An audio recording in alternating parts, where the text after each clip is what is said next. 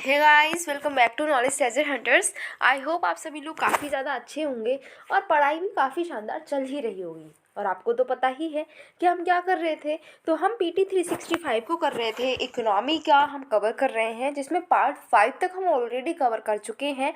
आज है हमारा पार्ट 6।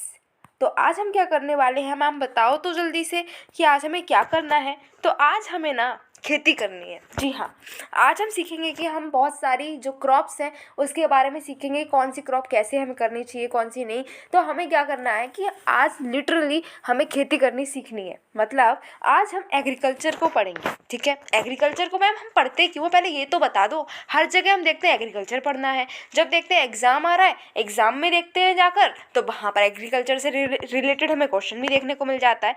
आखिर एग्रीकल्चर इतना इंपॉर्टेंट क्यों है, सबसे पहले तो यही बता दो।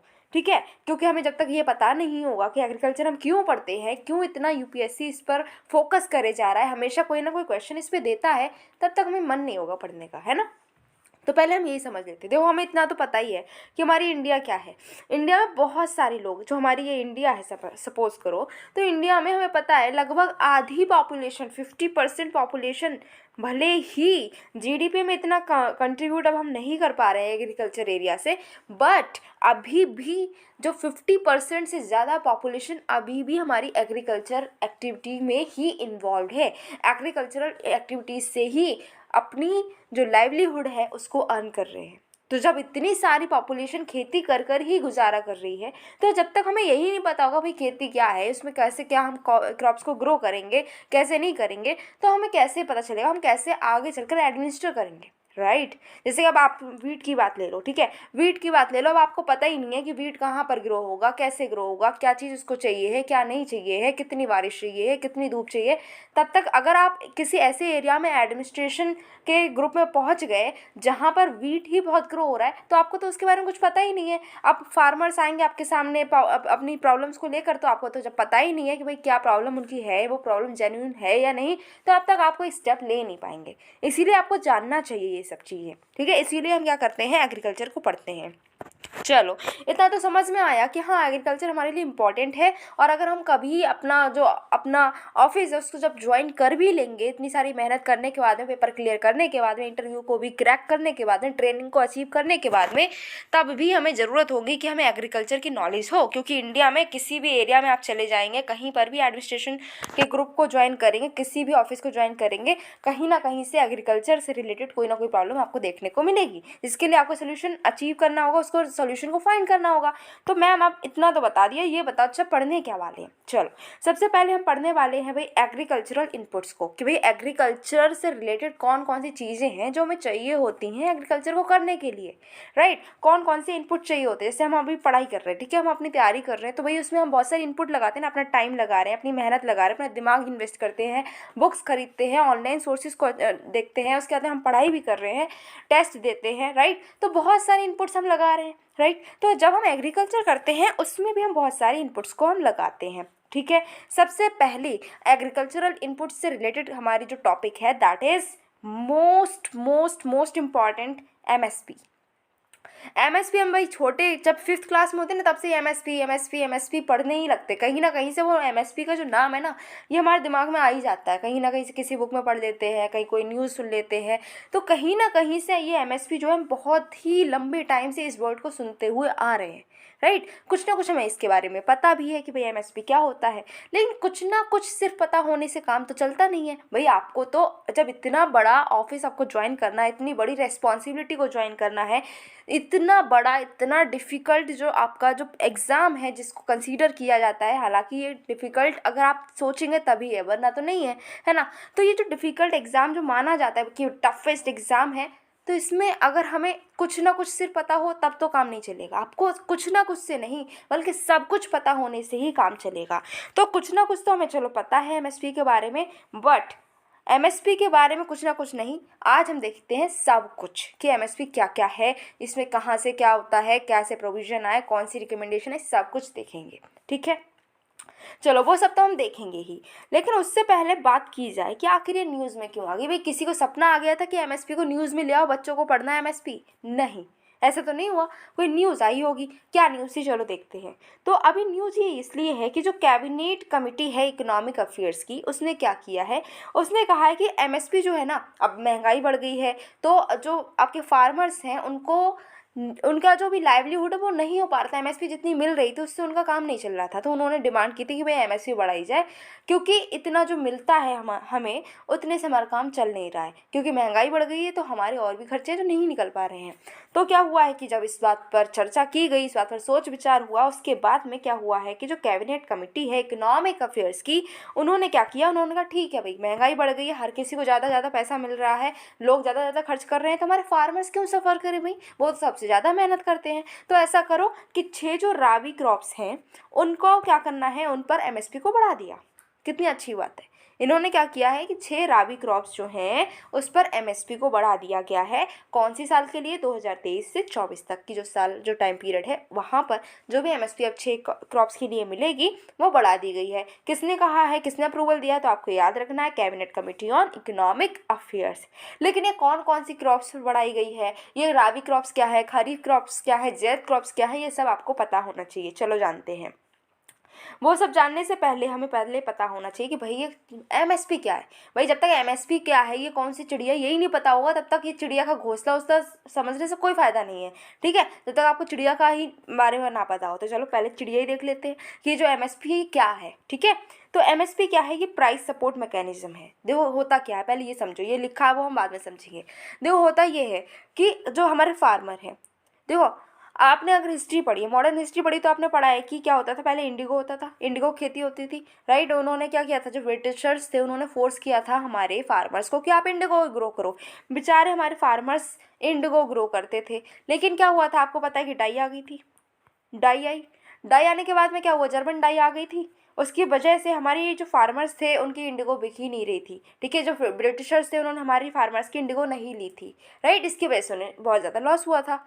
तो अब होता ये है कि ऐसा फिर से ना हो। हम तो भाई, अब हमारी तो अब सरकार इंडिया की है ना, ब्रिटिशर की तो है नहीं, तो हम तो अपने फार्मर की भलाई सोचेंगे। तो अगर कभी ऐसा होता है कि फार्मर ने क्या किया, सपोज करो कि राइस, ठीक है, राइस ग्रो किए, उन्होंने बहुत पैसा लगाया, उसमें सीड्स उन्होंने लगाई, सैपलिंग्स लगाई, जो भी लगता है सब, पानी वानी लगाया, ठीक है, जो भी सारा इनपुट जो लगाए, फर्टिलाइजर लगाया, पेस्टिसाइड लगाया, जो भी लगाया, सब कुछ लगाने के बाद में राइस की क्रॉप को तैयार किया, हार्वेस्ट किया। जब वो सेल करने गए मार्केट में, तो उन्होंने जितना खर्चा किया है ना, जितनी मेहनत की है, वो सब जितनी लगाई, सपोज करो उनका जो भी पूरा लगा खर्च, जितना खर्चा हुआ है वो 1,000 रुपये का हुआ है, सपोज करते हैं, इतना सस्ता नहीं होता है लेकिन, ठीक है, 1,000 रुपये के उनके राइस की क्रॉप तैयार हुई है। वो मार्केट में गए, उन्होंने कहा कि भाई इस राइस ले लो, उन्होंने राइस को सेल करना स्टार्ट किया। लोगों ने क्या कहा, उन्होंने कहा कि हम सिर्फ 600 रुपये ही देंगे आपको, इससे ज़्यादा रुपये हम देंगे नहीं। अब वो कोशिश कर रहे हैं कि भाई 1,000 रुपये हमने लगाए हैं तो एटलीस्ट में 1,000 ही मिल जाए, है ना। हमने जब इतना पैसा लगाया तो उससे लॉस थोड़ा हम कर लेंगे, हमें 400 रुपये का लॉस हो रहा है। उन्होंने कहा नहीं, हम 600 रुपये में नहीं देंगे, 1,000 रुपये में ले लो। लेकिन लोग तैयार ही नहीं हुए। तो फार्मर्स क्या करेंगे, जब नहीं लोग ले रहे हैं तो वो एटलीस्ट बाद में क्या करेंगे, थक हार कर बोलेंगे चलो ठीक है आप 600 रुपये ही दे दो। फार्मर को क्या हो गया, हमारे फार्मर को हो गया लॉस, है ना। तो ये लॉस ना हो इसके लिए सरकार क्या करती है, सरकार बोलती है कि आप टेंशन मत लो, आप राइस अपनी ग्रो करो, ठीक है, राइस ग्रो करो। अगर आपका 1,000 रुपये का खर्चा हो रहा है, लेकिन वो क्या करते हैं, एमएसपी को पहले वो अपनी एमएसपी देते हैं। एमएसपी क्या है, प्राइस सपोर्ट है। मतलब क्या, उन्होंने कहा कि आप बेफिक्र होकर अपने राइस को ग्रो करो, ठीक है, आपके 1,000 रुपये लग रहे हैं, कोई टेंशन नहीं है, हम 1,200 रुपये तो कम से कम आपको देंगे ही। अगर आप 1,200 से ज़्यादा रुपये में बेच सकते हो अपने राइस को तो आप मार्केट में बेचो। लेकिन अगर मार्केट में लोग हैं वो कह रहे हैं कि हम सिर्फ 600 रुपये देंगे या फिर उससे कम देंगे, तो ऐसा करो कि आप उन लोगों को मत बेचो, आपके सारे के सारी राइस को हम खरीद लेंगे 1,200 रुपये में। तो फार्मर्स क्या बोलते हैं, फार्मर्स कहते हैं ठीक है, हम 1,000 रुपये लगा रहे हैं, कम से कम 1,200 तो मिलेंगे, हमें लॉस तो नहीं होगा, कुछ ना कुछ प्रॉफिट ही हो रहा है। तो ये जो फार्मर्स हैं इनको लॉस ना हो, इनको कुछ ना कुछ प्रॉफिट हो, इसके लिए लाया गया है एमएसपी। सब समझ में आया एमएसपी क्यों लाया गया है, ठीक है। इसके लिए काफ़ी सारी लड़ाई वड़ाई होती रहती है, कई सारे आपके जो है स्ट्राइक हो जाती है, लोग जो है वो रैली निकालते हैं। आपने देखा था बहुत सारा प्रोटेस्ट चला था, एमएसपी को ही लेकर चला था ना। तो ये क्यों चला था, अब आपको समझ में आया क्यों चला, क्यों एमएसपी इंपॉर्टेंट है फार्मर्स के लिए, राइट। अगर एमएसपी ना हो तो फार्मर्स बहुत सफ़र करने लगेंगे, है ना। पूरी साल मेहनत करके वो कोई क्रॉप ग्रो कर रहे हैं, उसका भी लॉस हो रहा है।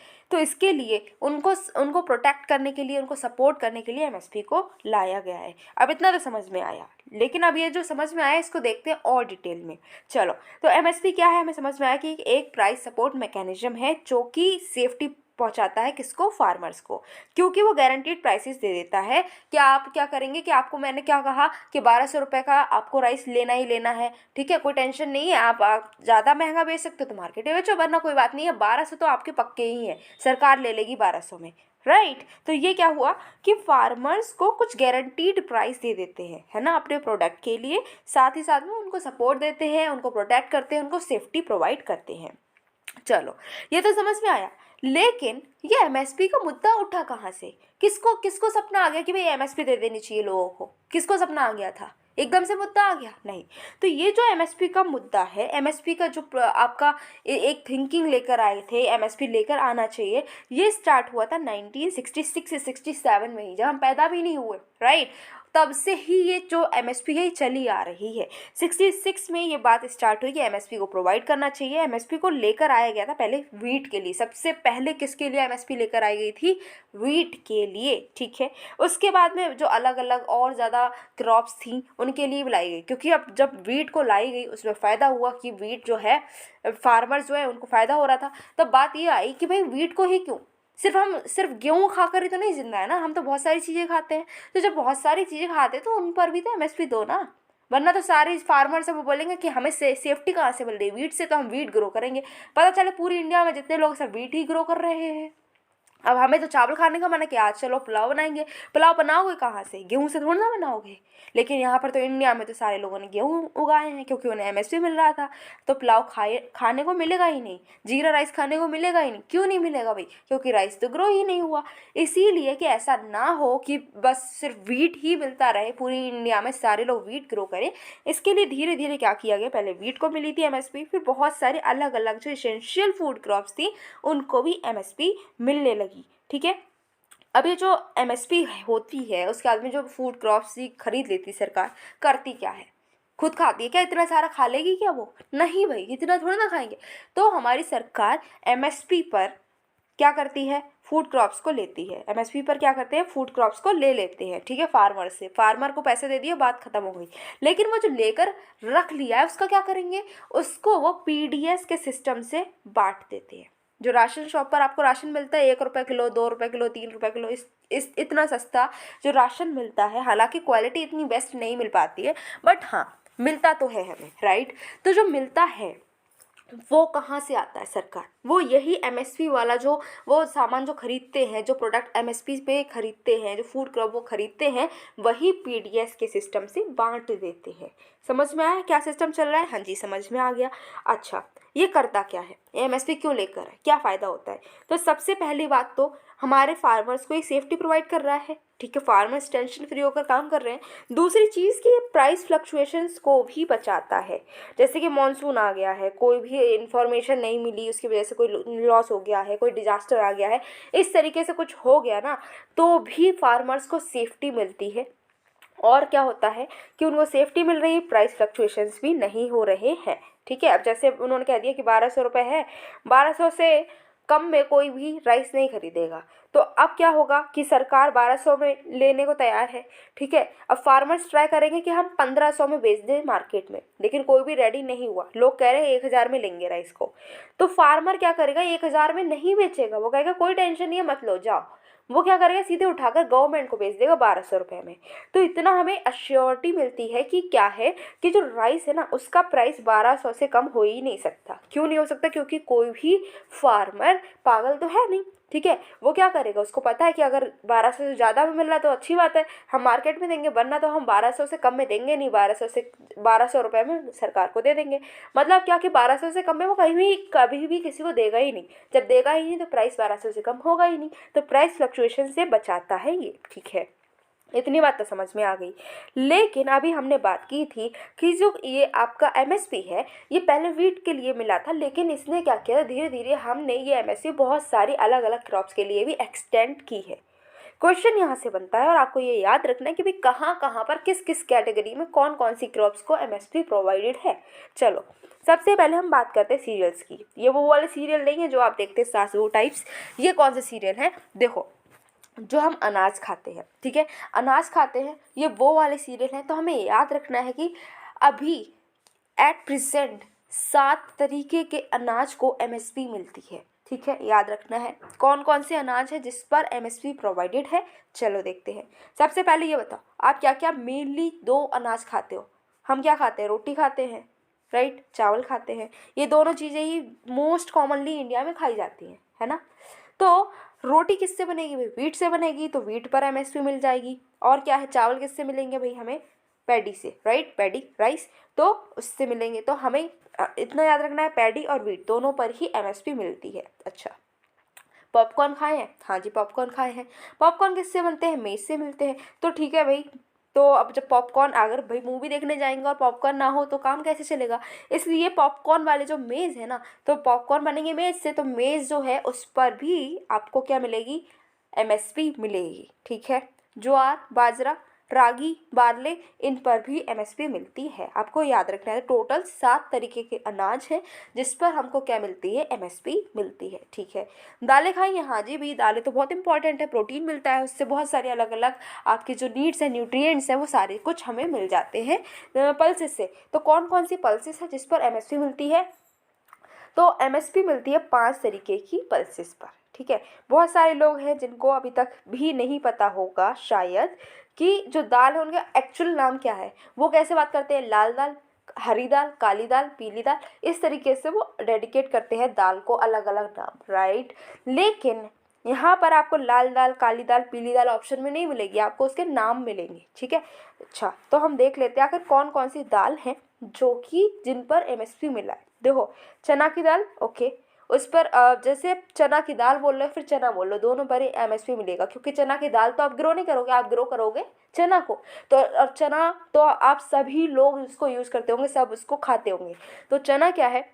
बहुत इंपॉर्टेंट है, बहुत इंपॉर्टेंट है, बहुत ज़्यादा उसमें न्यूट्रिएंट्स मिलते हैं। इसीलिए जब इतना इंपॉर्टेंट है, लोग हर कोई उसको खा रहा है, तो उस पर एमएसपी नहीं मिलेगी तो कैसे काम चलेगा? हमें उसकी नीड है ना। तो चने पर हमें एमएसपी मिलती है। जब भी चना खाओ तो याद रखना उस पर एमएसपी मिली हुई है, ठीक है। उसके बाद में अरहर की दाल, जो हम बोलते हैं पीली दाल, ठीक है, तो अरहर की दाल जिसको हम तूर दाल भी बोलते हैं, उस पर भी एमएसपी मिली हुई है। बहुत ज़्यादा टेस्टी और बहुत ज़्यादा, सबसे ज़्यादा खाने वाली दाल वही रहती है, हर घर में वो यूज़ होती है। जब भी वो खाओ आपको याद रखना है एमएसपी मिलती है, ठीक है।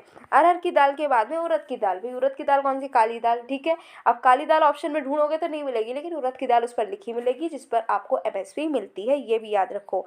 मूंग दाल, ठीक है, जब भी बीमार होते हैं डॉक्टर क्या बोलता है? मूंग की दाल खाओ, मूंग की दाल खाओ। तो भाई बीमारी में कौन सी दाल यूज़ हो रही है? अभी मूंग की दाल।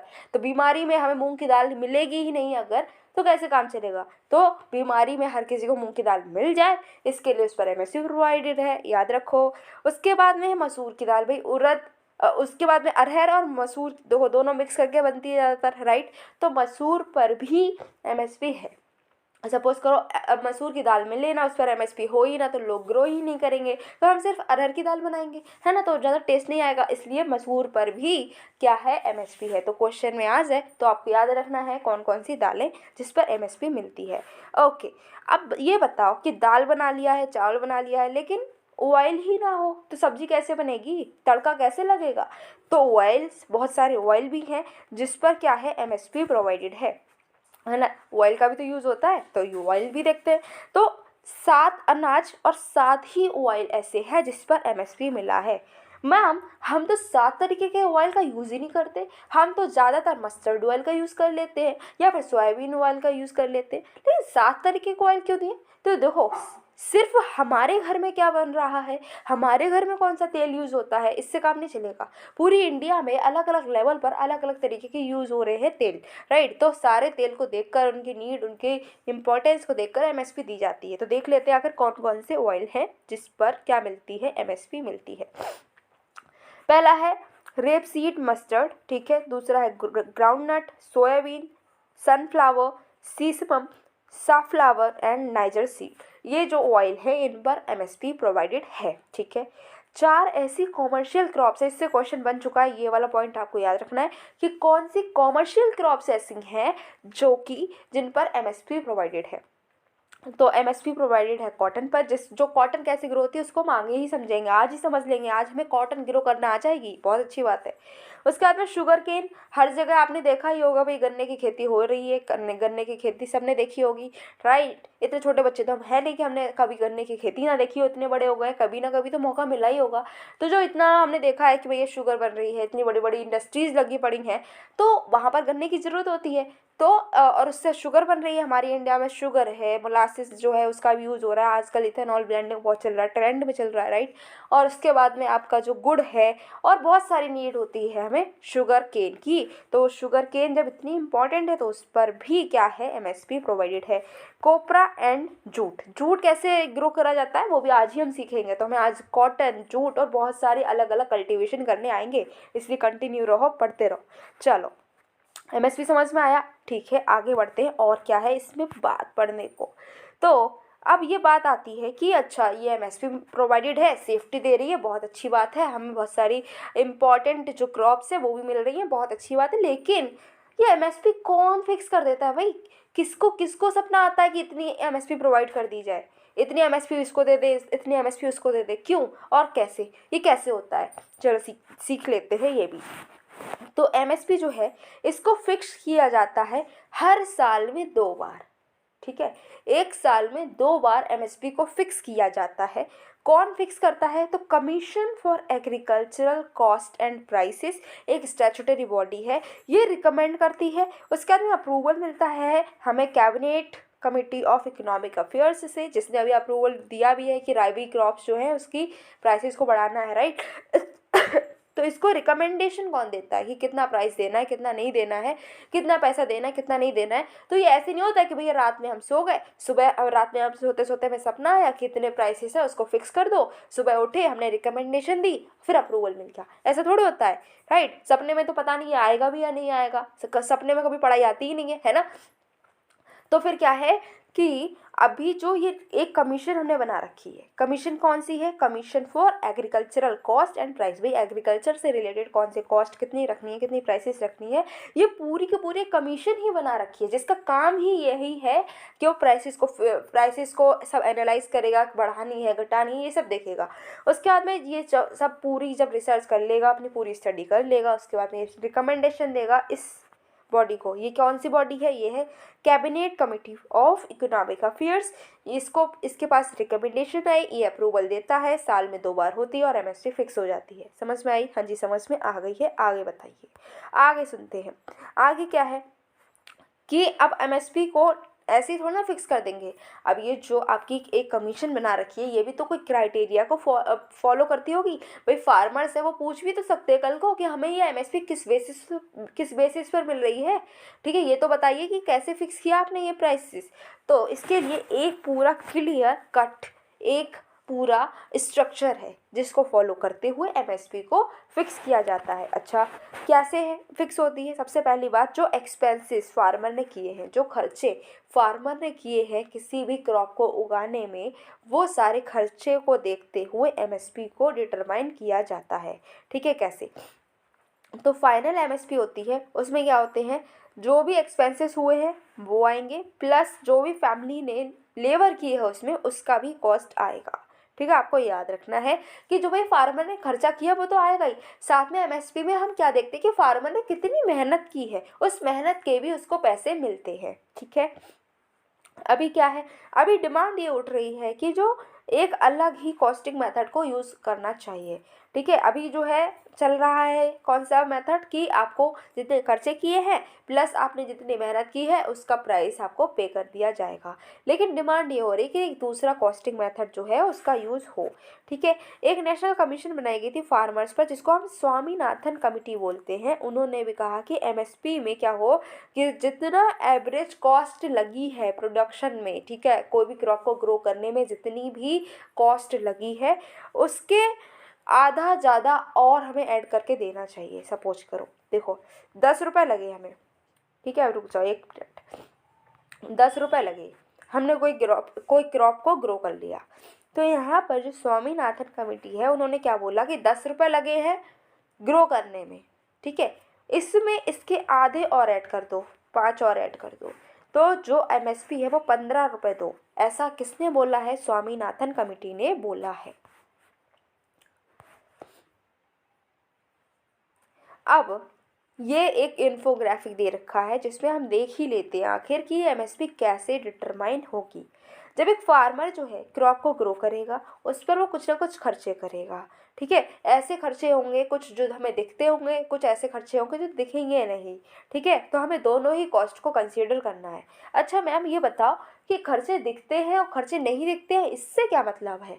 चलो देखते हैं। सपोज करो एक फार्मर है, उसके पास में अपना खेत है, ठीक है, एक फार्मर उसके पास में अपना एक खेत, उस पर उसने क्या किया, उस पर उसने दाल उगाई है, ठीक है, मूंग की दाल उगाई है, मूंग की दाल उगाई, उसने फर्टिलाइज़र यूज़ किया, उसने सीड्स यूज़ करे, उसने पेस्टिसाइड यूज़ करे हैं, उसने बहुत सारी चीज़ें यूज़ करी, उन सब का कॉस्ट तो हमें दिख रहा है। उससे पूछेगा फर्टिलाइज़र कितने का लाया वो बता देगा, अच्छा सीड कितने की लाया वो बता देगा, अच्छा यहाँ पर जो ये खेत है इस पर लेबर काम कर रही है, हाँ जी कर रही है, उनको कितने रुपए देते हो वो बता देगा, क्या आपकी फैमिली भी काम कर रही है, हाँ जी कर रही है, क्या आपकी वाइफ काम करती है इस पर, हाँ जी करती है, आपके बेटे काम करते हैं, हाँ जी करते हैं, क्या आप अपने बेटे को पैसे देते हैं, नहीं देते, वाइफ को पैसे देते हैं, नहीं देते हैं, क्या आप खुद को पैसे देते हैं क्योंकि आप भी तो काम कर रहे हैं, नहीं मैं खुद को भी पैसे नहीं देता, अच्छा जी ये खेत किसका है, मेरा है, इस खेत का आप किराया देते हैं, नहीं देते हैं, समझ में आया? तो जो खेत का किराया वो नहीं दे रहा है, लेकिन अगर वो किसी और का खेत होता तो उसको किराया देना पड़ता, लेकिन अभी वो उसका खेत है तो वो किराया नहीं दे रहा, तो ये एक कॉस्ट होगी जो हमें दिखती नहीं है, लेकिन कॉस्ट तो लगी हुई है। अगर कोई और पर्सन उस खेत पर काम कर रहा है तो पैसे मिल रहे हैं, लेकिन वो खुद काम कर रहा है तो खुद को पैसे नहीं दे रहे हैं, अगर उसकी जगह कोई और काम करता है तो पैसे देता है ना, तो ये कॉस्ट भी इन्वॉल्व है, बस दिखती नहीं है। तो यहाँ पर क्या बोला गया कि जो कॉस्ट दिख रही है नहीं दिख रही दोनों ही कैलकुलेट किए जाएंगे, दोनों को ही इंक्लूड किया जाएगा।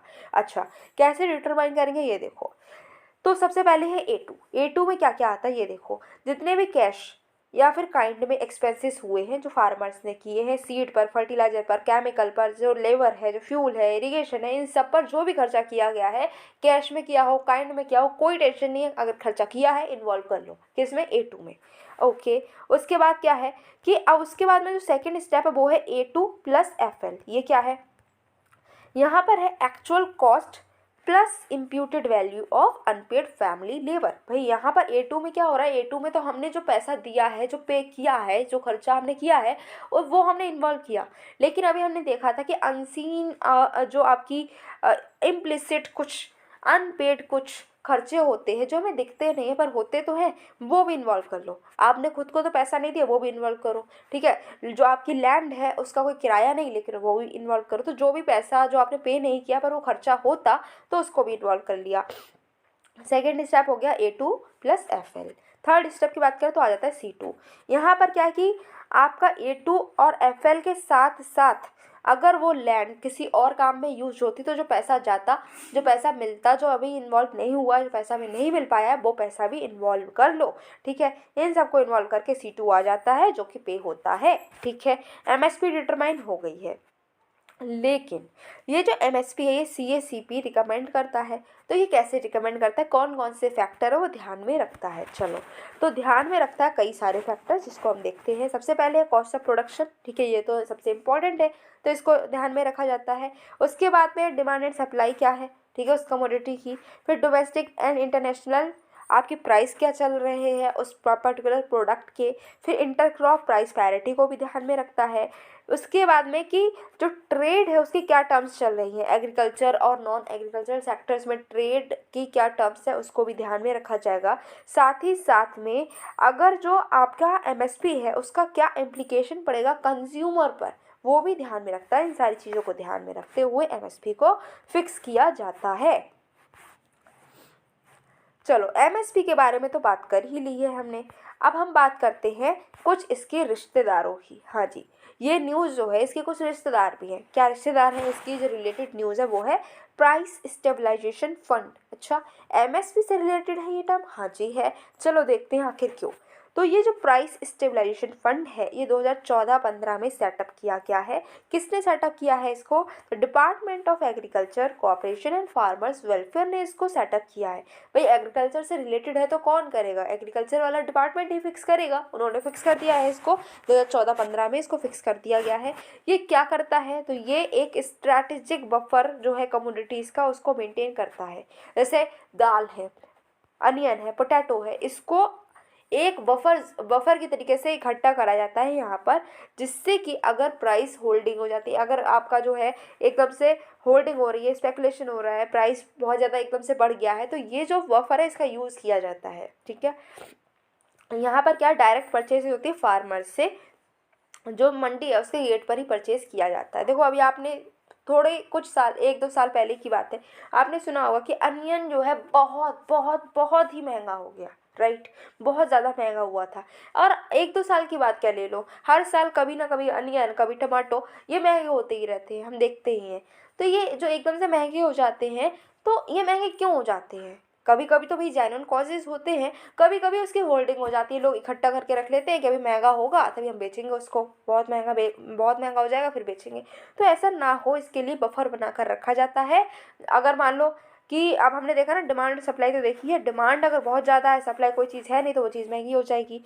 तो ऐसा ना हो इसके लिए क्या किया गया है कि अब मान लो डिमांड जो है कम हो, डिमांड ज़्यादा हुई, सप्लाई कम है, तो ये बफर में से और डाल दिया जाएगा। सप्लाई ज़्यादा हो जाएगी तो फिर चीज़ जो है वो महंगी नहीं होगी, ऐसा यहाँ पर करा जाता है।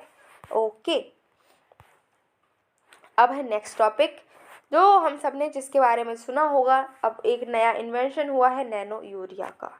किसने किया है? ये देखो न्यूज़ में इसीलिए है क्योंकि जो इफ्को की नैनो बायोटेक्नोलॉजी रिसर्च सेंटर है कलोल में, उन्होंने क्या किया है, नैनो यूरिया को डेवलप कर लिया है। हमारे लिए बहुत ही प्राउड की बात है कि हमने क्या किया है, कुछ डेवलपमेंट किया है, कुछ इन्वेंशन किया है। जी हाँ, हमने क्या किया, हमने नैनो यूरिया को बना लिया है। हमने मतलब इफ्को ने हमारी, राइट?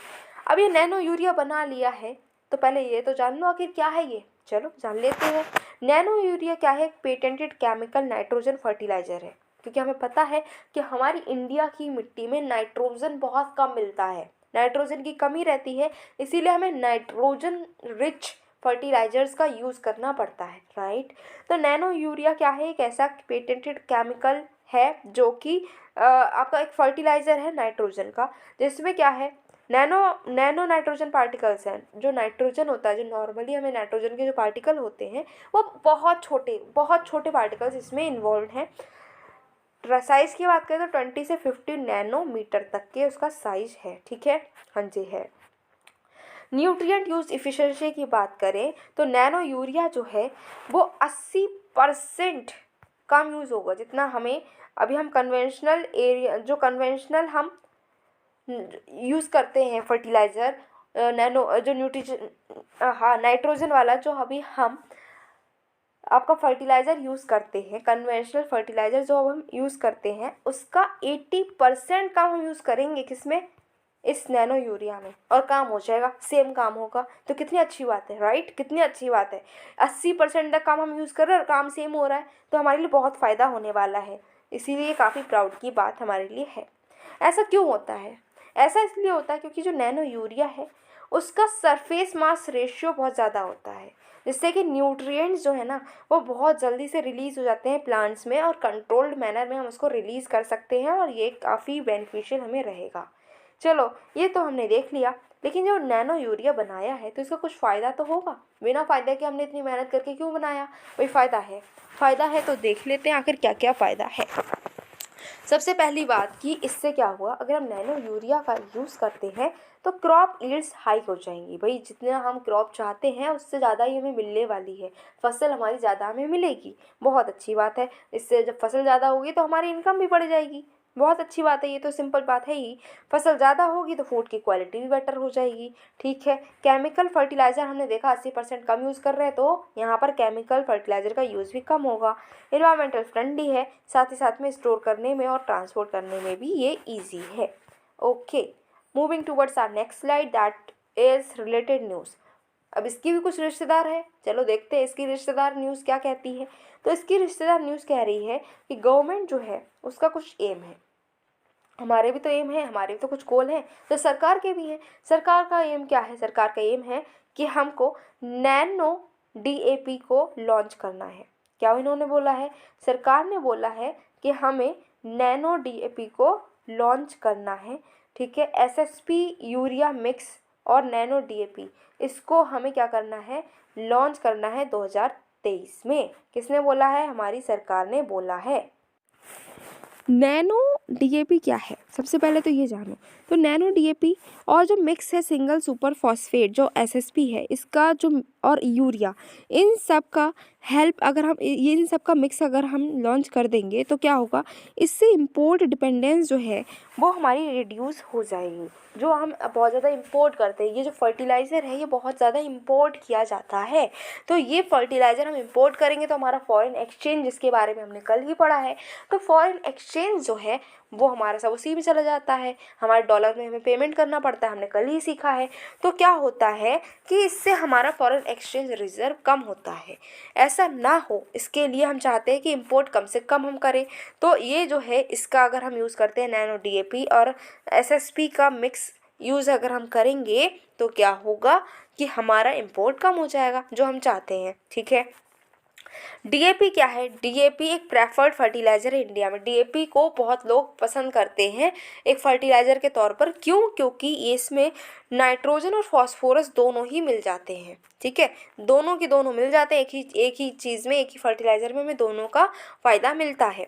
एसएसपी सबसे ज़्यादा पॉपुलर फॉस्फेटिक फर्टिलाइज़र है डीएपी के बाद में, क्योंकि इसमें 3 मेजर प्लांट न्यूट्रिएंट्स होते हैं। क्या क्या? Phosphorus, sulphur and calcium.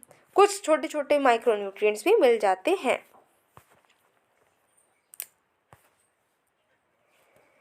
अब हम देखते हैं कुछ क्रॉप कल्टीवेशन को। हमने बोला था कि हम बहुत सारी खेती को देखेंगे, बहुत सारी खेती कैसे की जाती है। तो चलो देखते हैं कैसे कैसे कौन सी खेती की जाती है।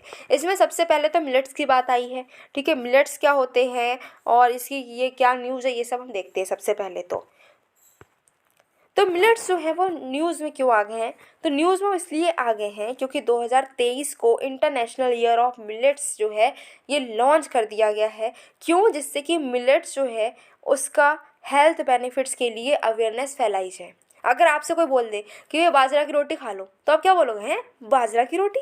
बाजरा की रोटी भाई मैं नहीं खाता। बाजरा की रोटी कौन खाता है? बाजरा की रोटी वो नहीं खाएंगे भाई। बाजरा भी कोई खाने की चीज़ है? वो तो हमने देखा गाय भैंस खाते हैं, मैं नहीं खाऊंगा, राइट। आपका रिएक्शन कुछ ऐसा होगा, राइट। क्योंकि आजकल क्या है कि हमें बस गेहूँ की रोटी मिलती है, हम वही खाते हैं। वो भी रिफाइंड जो फ्लोर चल रहा है आजकल वो खाया जा रहा है, ठीक है, जिसको हम मैदा बोल रहे हैं, ठीक।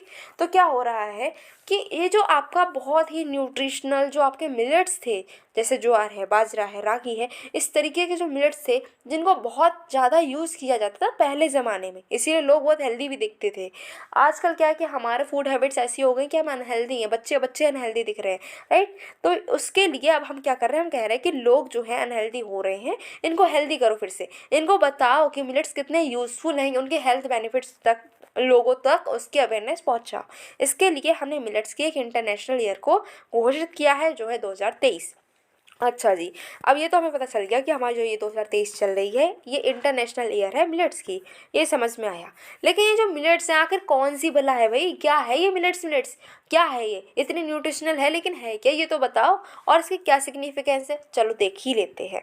तो मिलेट्स जो है इसको हम न्यूट्री सीरियल भी बोलते हैं, इनको हम सुपर फूड भी बोलते हैं। जो आप सुपर फूड का बहुत सारे यूज़ करते हैं, आप बहुत सारे सुपर फूड्स को सुनते हैं, उसको देखते हैं, उसके ऐड देखते हैं, वो सब ज़रूरी नहीं है, वो सब केमिकल्स हैं। आप जो नेचर ने हमें सुपर फूड दिया है उसका यूज़ क्यों नहीं कर रहे हो? तो नेचर का जो गिफ्टेड सुपर फूड है वो हमारे मिलेट्स हैं, ठीक है। मिलेट्स हैं। क्यों? अच्छा, इनको हम सुपर फूड क्यों बोलते हैं? इनको हम सुपर फूड इसलिए बोलते हैं क्योंकि इनमें बहुत सारे न्यूट्रिएंट्स होते हैं, जैसे कि प्रोटीन होता है, विटामिन ए होता है, आयरन होता है, आयोडीन होता है, एंटीऑक्सीडेंट्स होते हैं, व्हाट मोर, बहुत सारे होते हैं, ठीक है। बहुत सारे इसमें जो आपके न्यूट्रिएंट्स प्रोवाइडेड हैं, ठीक है। और ये कौन सी फैमिली से बिलोंग करते हैं? तो पोसी फैमिली से बिलोंग करते हैं। इंडिया ने कहा था कि 2018 जो है इसको नेशनल ईयर ऑफ मिलेट्स घोषित किया जाए, और हमने 2018 को नेशनल ईयर ऑफ मिलेट्स घोषित ऑलरेडी कर रखा है। अब 2023 चल रही तो ये इंटरनेशनल हो गया, 2018 में ये नेशनल था, ठीक है। और हमने ही कहा था, जाकर यूएन के पास में गए थे और हमने कहा था कि 2023 को इंटरनेशनल ईयर ऑफ मिलेट्स घोषित करो, और उन्होंने हमारी बात मानी। कितनी अच्छी बात है। और इसे इसे जो 2023 है इसको इंटरनेशनल ईयर ऑफ मिलेट्स घोषित भी किया है। मिलेट में आप देख लेते हैं इंडिया का, तो ये तो कहाँ पर क्या ग्रो हो रहा है इतना आपको याद नहीं कर सकते और इतना याद रखना भी नहीं है, ठीक है। इसको अगर आप याद कर भी लेंगे कोई फ़ायदा नहीं होना है, क्योंकि हमें बहुत कुछ पढ़ना है। लेकिन हाँ, इतना तो पता होना ही चाहिए कि मिलेट्स आखिर कौन कौन से, उनके नाम तो जान लो। हाँ जी, पहला है foxtail millet, finger millet, barnyard millet, brown top millet, little millet, kodo millet, pearl millet, और आगे बचे हुए अभी हम नेक्स्ट स्लाइड में देखेंगे। मेजर मिलेट्स इंडिया में कौन कौन से है भाई? इतने सारे मिलेट है, फिंगर फिंगर जो वो तो सब तो हैं। इंडिया की बात करो ना, इंडिया में कौन कौन से मिलेट्स मिलते हैं? तो हमारे इंडिया में मिलता है पर्ल मिलेट। पर्ल, वाओ कितना अच्छा नाम है, पर्ल मिलेट। हाँ, जब इंग्लिश में नाम सुन रहे हो आपको बहुत अच्छा लग रहा है, हिंदी में हम बोलते हैं उसको बाजरा, तो आप कहते हो बाजरा, बाजरा कौन खाएगा, राइट। तो बाजरा जो है ना उसी को हम इंग्लिश में पर्ल मिलेट बोलते हैं। तो अगर आपको कोई बोले भाई पर्ल मिलेट खाओगे, तो आप बोलो वाओ पर्ल मिलेट, वाओ कितना ट्रेंडी नेम है, कितना अच्छा लग रहा है, बहुत ज़्यादा अच्छा नाम लग रहा है, कुछ अच्छा ही होगा जी, बिल्कुल खाएंगे बिल्कुल खाएंगे। और बाजरा बोलते हैं तो नहीं नहीं नहीं, बाजरा नहीं खाएंगे। तो बाजरा आपका पर्ल मिलेट है, इंग्लिश के नाम पर मत जाओ। आपको याद रखना है कि पर्ल मिलेट हमारे इंडिया में मिलता है, वो भी हाईएस्ट शेयर है इसका पर्ल मिलेट। अगर आपको कोई कुछ कहे तो आप बोल दो पर्ल मिलेट हमारे इंडिया में मिलता है, ठीक है। तो हम कितने रिच हैं। दूसरा है ज्वार, ठीक है, जिसको हम सोरगम बोलते हैं। एंड जो रागी है उसका नाम है फिंगर मिलेट, ठीक है। कहाँ कहाँ पर ये ग्रो होते हैं मिलेट्स, चलो ये भी देख लो। तो राजस्थान, आंध्र प्रदेश, तेलंगाना, कर्नाटका, तमिलनाडु, महाराष्ट्र, गुजरात एंड हरियाणा। इंडिया में प्रोडक्शन की बात करें तो 80% जो भी एशिया में प्रोड्यूस हो रहा है ना, उसका 80% हमारे इंडिया में ही प्रोड्यूस हो रहा है। पूरे एशिया का 80% हमारे इंडिया में ही मिलेट्स प्रोड्यूस होते हैं। ग्लोबल प्रोडक्शन की बात करें तो 20% इंडिया में होता है। अगर ग्लोबल मिलेट ट्रेड की बात करें तो हमारी रैंक 5th है, जो कि इतनी बुरी नहीं है, ठीक है।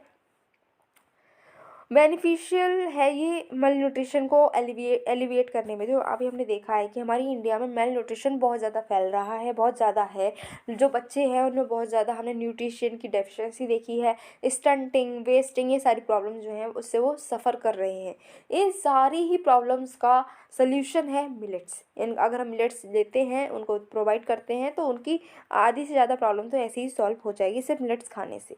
और फीचर्स की बात करें तो ये जो मिलेट्स हैं इनका यूज़ इसलिए भी हम और करते हैं क्योंकि ये सूखे में भी हो जाते हैं, ठीक है। अगर पानी नहीं मिल रहा है तब भी ये मिलेट्स अच्छे से ग्रो कर जाएंगे, बहुत जल्दी ग्रो करते हैं। ये कार्बन सिक्वेस्ट्रेट कर देते हैं, कार्बन जो है जो एटमॉस्फेयर है उससे ये ट्रैप कर लेते हैं कार्बन को, और क्लाइमेट चेंज से हमें बचाते हैं, उसको टैकल करने में हमारी हेल्प करते हैं।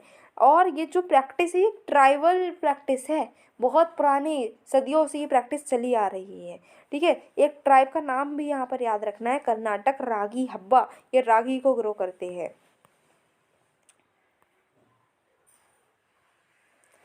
अभी जो मिलेट्स है, मिलेट्स को लेकर कौन कौन से इनिशिएटिव्स इंडिया में लिए गए हैं? तो नीति आयोग और जो वर्ल्ड फूड प्रोग्राम है, इन्होंने क्या किया है, लॉन्च किया है mapping and exchange of good practices initiative, ठीक है।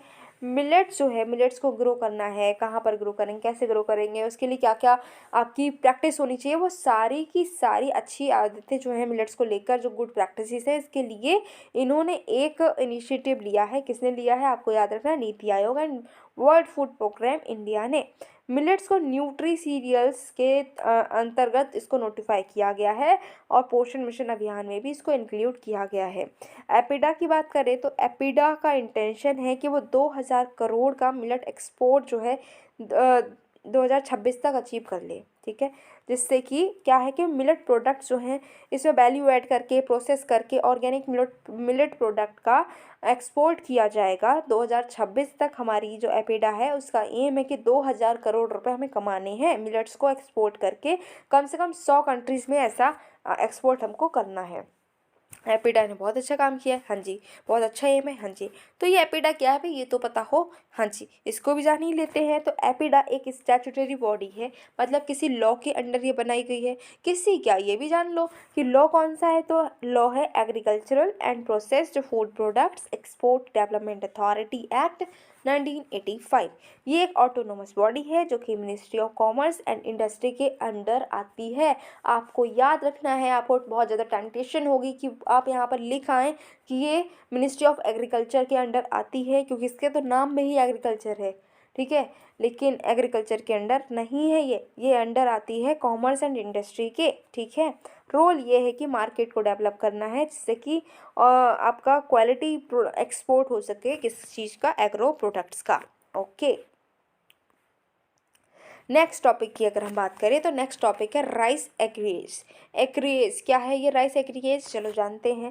भाई न्यूज़ में क्यों है, न्यूज़ में इसलिए है क्योंकि राइस एक्रीज जो है, अगर हम जुलाई 15 जुलाई 2022 तक की बात करते हैं, तो राइस एक्रीज जो है वो 17.4% डाउन हो चुका है पिछले साल से, ठीक है।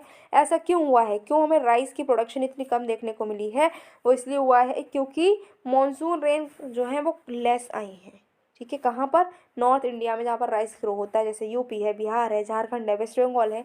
यहाँ पर इस बार मानसून अच्छा नहीं आया, बारिश अच्छे से नहीं हुई, जिसकी वजह से राइस जहाँ जहाँ पर ग्रो होना था, वो जो जितना एरिया था जहाँ पर राइस ग्रो होना था, वो हो गया है कम, ठीक है। चलो इतना तो न्यूज़ की बात है, लेकिन आज हमें उससे भी इम्पोर्टेंट बात यह है कि हमें ये जानना है कि भैया चावल की खेती कैसे की जाए। कभी हमारा मन हुआ तो हम भी कर लेंगे, तो जान ही लेते हैं राइस कल्टीवेशन को। तो सबसे पहले तो आप ये देखो कि राइस के लिए आपको क्लाइमेट कैसा चाहिए है। राइस ग्रो करना है, अच्छी बात है, लेकिन क्लाइमेट देखो पहले। क्लाइमेट ये जानना है कि देखो, पहली बात तो ये राइस एक खरीफ क्रॉप है, ठीक है। खरीफ क्रॉप है राइस, जिसके लिए हाई टेम्परेचर की ज़रूरत होती है। पूरे जब तक की क्रॉप चलेगी, क्रॉप का जो भी पूरा टाइम पीरियड है, उस टाइम तक हमें टेम्परेचर बहुत ज़्यादा चाहिए होता है राइस के लिए। लगभग 21 से 37 डिग्री सेल्सियस तक का टाइम जो आपका टेम्परेचर है वो चाहिए है, ठीक है। नमी बहुत चाहिए है और लंबे टाइम तक धूप चाहिए है, ठीक है। पानी जो है वो एश्योर होना चाहिए कि सप्लाई पानी की मिलती रहेगी। 100 सेंटीमीटर से ज़्यादा की बारिश चाहिए है, ठीक है। कौन सी मिट्टी चाहिए, तो एलुवियल क्लेई सॉइल चाहिए, जिसमें पानी भरा रह सके, ठीक है। आपको याद रखना है। इतनी चीज़ें समझ में आई, क्या क्या तैयारी करनी है कि खरीफ क्रॉप है तो टेम्परेचर ज़्यादा चाहिए है, धूप लंबे टाइम तक चाहिए, ह्यूमिडिटी चाहिए है हाई लेवल की, और बारिश चाहिए 100 सेंटीमीटर से ज़्यादा की, मिट्टी चाहिए है एलुवियल क्लेई सॉइल। इंडिया में प्रोडक्शन की बात करें तो हम सेकंड लार्जेस्ट राइस प्रोड्यूसर हैं। चाइना के बाद में सबसे ज़्यादा राइस हम ही प्रोड्यूस करते हैं और लार्जेस्ट एक्सपोर्टर हैं। और एक्सपोर्ट की बात करें तो भाई हमसे बड़ा कोई नहीं, हम ही दद्दा जी हैं, हम ही सबसे ज़्यादा एक्सपोर्ट करते हैं राइस को, ठीक है। इंडिया जो है जो वर्ल्ड के बिगेस्ट एक्सपोर्टर है राइस के, उनमें से एक है, क्योंकि हमारा ग्लोबल शेयर है 40%, ठीक है। लेकिन हम राइस को इंपोर्ट भी करते हैं, क्योंकि कभी कभी प्रोडक्शन का शॉर्टफॉल हो जाता है, प्रोडक्शन कम हो पाता है, तो राइस का हम इंपोर्ट भी करते हैं, ठीक है। यहाँ पर क्या बोला गया है, यहाँ पर बोला गया है कि हम सबसे ज़्यादा बड़े जो राइस के एक्सपोर्टर्स हैं उसमें से हम भी एक हैं।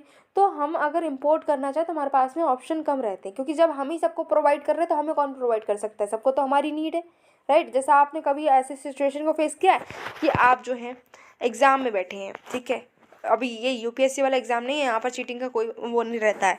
सपोज़ करो आपके स्कूल के एग्ज़ाम थे, स्कूल लेवल के, ठीक है। आपके आसपास जो बच्चे हैं वो भी बैठे, आप भी बैठे एग्ज़ाम में। आपको एक जो है क्वेश्चन नहीं आ रहा था, एक एमसीक्यू नहीं आ रहा था। अब आपने चारों ओर देखा, आपने सोचा उनसे हम पूछ ले रहे हैं, ठीक है। कभी कभी ऐसा हो जाता है, मेरे बच्चे चीटिंग करने लगते हैं, तो आपने सोचा कि चलो हम उनसे पूछ ले रहे हैं। लेकिन हुआ क्या कि आपने कहा कि भाई 13 वाला क्वेश्चन बता दियो। वो कह रहा है भैया 13 क्या, तू मुझे 14 15 16 13 सब बता दे। सब आसपास जितने लोग वो तो आपसे, आप तो एक पूछ रहे 13 वाला, और वहाँ पर आपने जिसकी तरफ देखा वो तो 13 14 15 16 सभी पूछने लगा, राइट। तो क्या आपको पता चलेगा, नहीं, आप तो और उनकी तरफ देख रहे थे और बताना ही पड़ रहा है। ऐसा ही हमारे इंडिया के साथ होता है, क्योंकि हम सबको राइस प्रोवाइड कर रहे हैं, बिगेस्ट एक्सपोर्टर है। तो अगर हमें कभी राइस की ज़रूरत हो जाए तो हमें कौन देगा, वो तो खुद ही कटोरा लेकर बैठे कि हमें दे दो राइस, राइट। समझ में आया, हाँ जी आ गया। इसीलिए हमारे पास में इंपोर्ट करने के लिए ऑप्शन बहुत लिमिटेड होते हैं, ठीक है। लेकिन हाँ ऐसा भी है कि भाई कभी कभी ज़रूरत अगर बहुत ज़्यादा पड़ जाए तो हाँ मिल जाएगा, ऐसा नहीं कि मिलेगा ही नहीं, आपको राइस ही नहीं मिलेगा, मिल जाएगा, लेकिन हाँ ऑप्शन बहुत लिमिटेड है। ठीक है, अब राइस कल्टीवेशन के मेथड्स की बात करें तो सबसे पहले है transplantation, drilling method, direct seed method और system of rice intensification. SRI क्या है? एसआरआई एक ऐसा मेथड है जिसमें हम इरिगेटेड राइस की प्रोडक्टिविटी को बढ़ाना चाहते हैं। बढ़ाते हैं कैसे? उनको, उनकी जो मैनेजमेंट है उसको हम चेंज करते हैं, सॉइल, वाटर, न्यूट्रिएंट सबका मैनेजमेंट हम चेंज कर देते हैं।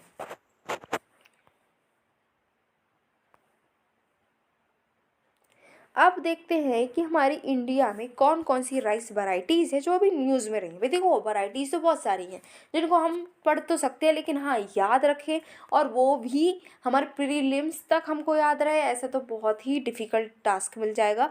इसलिए हमें करना भी नहीं, इतनी मेहनत क्यों करें फालतू की। जो न्यूज़ में है हम उन वैरायटीज़ को देखते हैं। सबसे पहले है बासमती राइस, भाई हमेशा न्यूज़ में रहता है। क्यों है न्यूज़ में ये देखो अभी।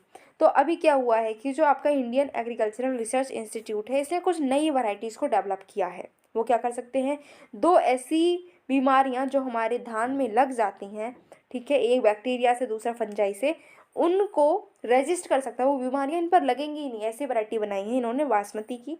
ठीक है, साथ ही साथ में 35% तक जो पानी की नीड इनको होती है वो कम हो जाएगी। ठीक है, 35% तक हम पानी बचा सकते हैं अगर हम ये वाली वैरायटीज़ को ग्रो करेंगे।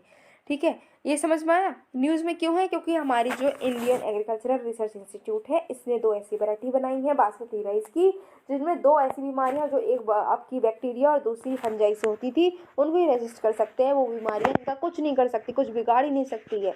ये क्रॉप ऐसी की ऐसी ही खड़ी रहेंगी, उनसे फाइट कर लेंगी, और आपका दूसरा रहेगा कि 35% तक हमारे पानी जो है वो बच जाएगा। अच्छा जी, ऐसी कौन सी स्टेट्स है जिनके पास में जीआई टैग है बासमती के लिए? चलो देख लेते हैं। जम्मू कश्मीर, ठीक है, हिमाचल प्रदेश, पंजाब, हरियाणा, दिल्ली, यूपी एंड उत्तराखंड, इनके पास में जीआई टैग है बासमती के लिए। नेक्स्ट देखते हैं, चाइना ने डेवलप कर लिया है एक पेरेनियल राइस वैरायटी को। देखो इन्होंने क्या किया है, एक राइस वैरायटी को डेवलप किया है जिसका नाम है PR23। ठीक है, जिसके लिए ज़रूरत ही नहीं कि आप हर साल उसको फिर से प्लांट करें, ज़रूरत नहीं है। 8 सालों तक आप क्या कर सकते हैं, आप 8 कॉन्जिक्यूटिव हार्वेस्ट कर सकते हो। 4 सालों में क्या करेंगे, 4 सालों में आप 8 बार उसकी हार्वेस्टिंग कर सकते हैं। एक बार लगा दिया आपने, ये जो ये वैरायटी बनाई है चाइना ने, उस वाली वैरायटी को आपने लगाया, एक बार लगा दिया तो 4 सालों तक आप टेंशन फ्री रहो, आपको बार बार नहीं लगानी है उसकी सीड्स को। एक बार सीड्स लगाई हैं, वो क्रॉप बन गई है, वो 4 सालों तक आप 8 बार जो है राइस को कल्टीवेट कर सकते। तो काला नमक जो है इसको क्या किया गया है, ये न्यूज़ में इसलिए है क्योंकि इंडियन एग्रीकल्चरल रिसर्च इंस्टीट्यूट जो है हमारा, उसने क्या किया है, उसने सक्सेसफुली दो ऐसी ड्वार्फ वैरायटीज़ को बना लिया है काला नमक की, जो क्या कर सकती हैं, जो लॉजिंग की प्रॉब्लम है उसको सॉल्व कर सकते हैं। वो प्रॉब्लम जो है वो उससे हम बच सकते हैं अगर हम दो ऐसी काला नमक राइस की वैरायटीज़ का यूज़ कर लें जो कि अभी अभी बनी हैं। कौन कौन सी ऐसी वैरायटीज़ हैं? तो पूसा नरेंद्र काला नमक 1638, दूसरा है पूसा नरेंद्र काला नमक 1652। ये जो हैं ये किसी पर्सन के नाम नहीं है, ये एक राइस के नाम है, राइस की वैरायटी है। हाँ हो सकता है कि ये जो पर्सन है इन्होंने ये डेवलप किया हो इसलिए इनका नाम यहाँ पर यूज़ हुआ हो, but these are the varieties of kala namak rice. Okay, काला नमक की अगर हम बात करें तो काला नमक राइस जो है इसको हम बुद्धा राइस भी बोलते हैं। काला नमक क्या है? काला नमक एक ऐसा राइस है जिसमें खुशबू आती है। इसमें क्या है, सेंटेड राइस है, इसमें खुशबू, हम ऐसा वाला वो वाला सेंट नहीं जो हम अपनी बॉडी पर लगाते हैं और घूमते हैं महकते हुए, वो वाला सेंट नहीं है। और ना ही हम इसमें सेंट खुद डालते हैं कि भाई लाओ राइस में खुशबू मारने के लिए सेंट छिड़क दो, नहीं। इसमें ऑलरेडी नेचर से मिली हुई खुद ही गॉड गिफ्टेड सेंट होती है, इसमें खुशबू आती है। ठीक है, चावल की खुशबू आई, फूलों खुशबू तो आएगी नहीं, चावल है तो। ठीक है, तो चावल की खुशबू आती है, बहुत ही फाइन, बहुत ही शॉर्ट ग्रेन होते हैं चावल के, और इसमें ब्लैक हस्क मिलता है। इसका भूसा जो होता है, जो इसकी भूसी होती है चावल जो धान की, वो कैसी निकलती है, वो काले कलर की निकलती है। ठीक है, काले कलर की निकलती है, ब्लैक कलर की यहाँ पर हस्क हमको मिलती है। वैसे ब्राउनिश निकलती है लेकिन यहाँ पर कैसी मिलती है, यहाँ पर हमको मिलती है ब्लैक। ठीक है, इसीलिए इसको काला नमक हम बोल रहे हैं। इसमें बहुत ज़्यादा आयरन मिलता है, जिंक मिलता है, जिसकी वजह से क्या हो सकता है कि अल्जाइमर की प्रॉब्लम जो है उसको हम प्रिवेंट कर सकते हैं। फिर जो नेक्स्ट न्यूज़ है वो है DRR धान 60। ये क्या है, ये कौन सी वैरायटी है चावल की? तो ये क्या है कि साइंटिस्ट जो हैं अभी Indian institute of rice research उन्होंने क्या किया है, एक ऐसी पैडी वैरायटी को डेवलप कर लिया है जिसके लिए 30% कम फॉस्फोरस की नीड है। वो 30% कम फॉस्फोरस भी अगर उसको मिल जाए तब भी वो सरवाइव कर जाएगा।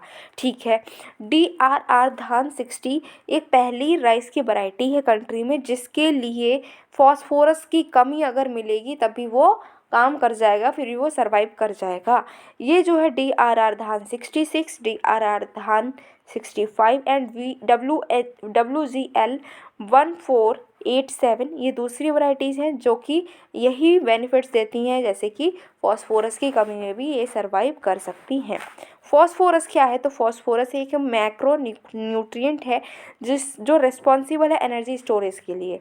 सेल्स में जो आपकी एनर्जी है उसको स्टोर करने के लिए, उसको ट्रांसफ़र करने के लिए मैक्रो न्यूट्रिएंट चाहिए। वो कौन सा है? वो है फॉस्फोरस। ठीक है, ये रूट डेवलपमेंट में भी स्पीड बढ़ा देता है, साथ ही साथ में ग्रेड नाइट्रोजन अपटेक जो है उसको फैसिलिटेट करता है और इससे हायर ग्रेन प्रोटीन यील्ड हमको मिलती है। ओके, अब हमारा जो नेक्स्ट टॉपिक है जिसमें हम देखेंगे कि भाई हमें गन्ने की खेती कैसे करनी है। ठीक है, इसमें हम क्या सीखने वाले हैं? इसमें हम देखेंगे शुगर केन प्रोडक्शन। इंडिया में शुगर केन प्रोडक्शन जो है उसके लिए अब आज हम सीखेंगे। न्यूज़ में क्यों है? न्यूज़ में इसलिए है क्योंकि इंडिया दुनिया का सबसे बड़ा शुगर प्रोड्यूसर बन गया है 2021-22 में। बहुत ही प्राउड मोमेंट हमारे लिए, क्या कि हमारी इंडिया में क्या हुआ, और साथ ही साथ में हम दुनिया के सेकंड लार्जेस्ट शुगर एक्सपोर्टर भी बन गए। तो हमारे पास में दो प्राउड मोमेंट्स हैं। पहला तो ये कि हम दुनिया के सबसे बड़े शुगर प्रोड्यूसर बन गए हैं 2022 में, और साथ ही साथ में लार्जेस्ट एक्सपोर्टर भी बन गए। सेकंड लार्जेस्ट एक्सपोर्टर हैं हम शुगर के, जिसमें हमने 40,000 करोड़ रुपए कमाए हैं। राइट, तो ये काफ़ी अच्छी बात है हमारे लिए। ठीक है, अच्छा जी, हम जो हैं वर्ल्ड की बिगेस्ट शुगर प्रोड्यूसर बने 2021-22 में। तो हमारे बाद में सेकंड नंबर पर कौन रहा? सेकंड नंबर पर रहा है ब्राज़ील। ठीक है, ओके। अच्छा, आप शुगर केन की बात कर लेते हैं। हमने प्रोड्यूस किया है तो इसमें तो हम भी है ना, इंडिया में हम भी रहते हैं, तो हमें पता होना चाहिए ना कि हम, अगर वो हमसे पूछ ले, क्योंकि हम वर्ल्ड के बिगेस्ट शुगर प्रोड्यूसर हैं, तो हमसे कोई पूछ ले भी शुगर कैसे प्रोड्यूस करोगे तो कैसे पता चलेगा? इसके लिए हमें पता होना चाहिए शुगर केन के लिए क्या क्या चाहिए होता है, उसको कैसे हम प्रोड्यूस करते हैं, हमें पता होना चाहिए ना। इंडियन है तो हमारा फ़र्ज़ है हमें जानना चाहिए। तो climatic conditions for sugar cane, तो इन जो आपकी शुगर केन है उसके लिए हॉट एंड ह्यूमिड क्लाइमेट चाहिए होता है। एवरेज टेम्परेचर जो है 21 डिग्री सेल्सियस से 27 डिग्री सेल्सियस तक चाहिए ही चाहिए होता है शुगर केन के लिए। ठीक है, रेनफॉल की बात करें तो 75 से 150 सेंटीमीटर की रेनफॉल जो है वो फेवरेबल रहती है शुगर केन के लिए। इसके लिए ये चाहिए ऐसी मिट्टी जिसमें मॉइस्चर रह सके लंबे टाइम तक। ठीक है, और डीप रिच लोमी सॉइल जो है वो आइडियल होती है। ठीक है, अगर आपको ऐसी मिट्टी मिल जाए तो फ़ायदा ही फ़ायदा है। ओके, स्टेट लेवल पर अगर हम शुगर केन प्रोडक्शन की बात करें और शिफ्ट देखने को मिल रहा है। ठीक है, कभी कुछ ऐसी स्टेट्स थी जो शुगर केन प्रोडक्शन में हाईएस्ट नंबर पर रहती थी, अब जो है शिफ्ट हो गया है, अब कुछ और दूसरी स्टेट्स हैं वो टॉपर बन गई हैं। चलो देखते हैं। तो northern sugar cane producing states जो है उसमें 42% इंक्रीज़ हुआ है आउटपुट वैल्यू में। ठीक है, लेकिन सदर्न स्टेट की बात करें तो डिक्लाइन हो गया है।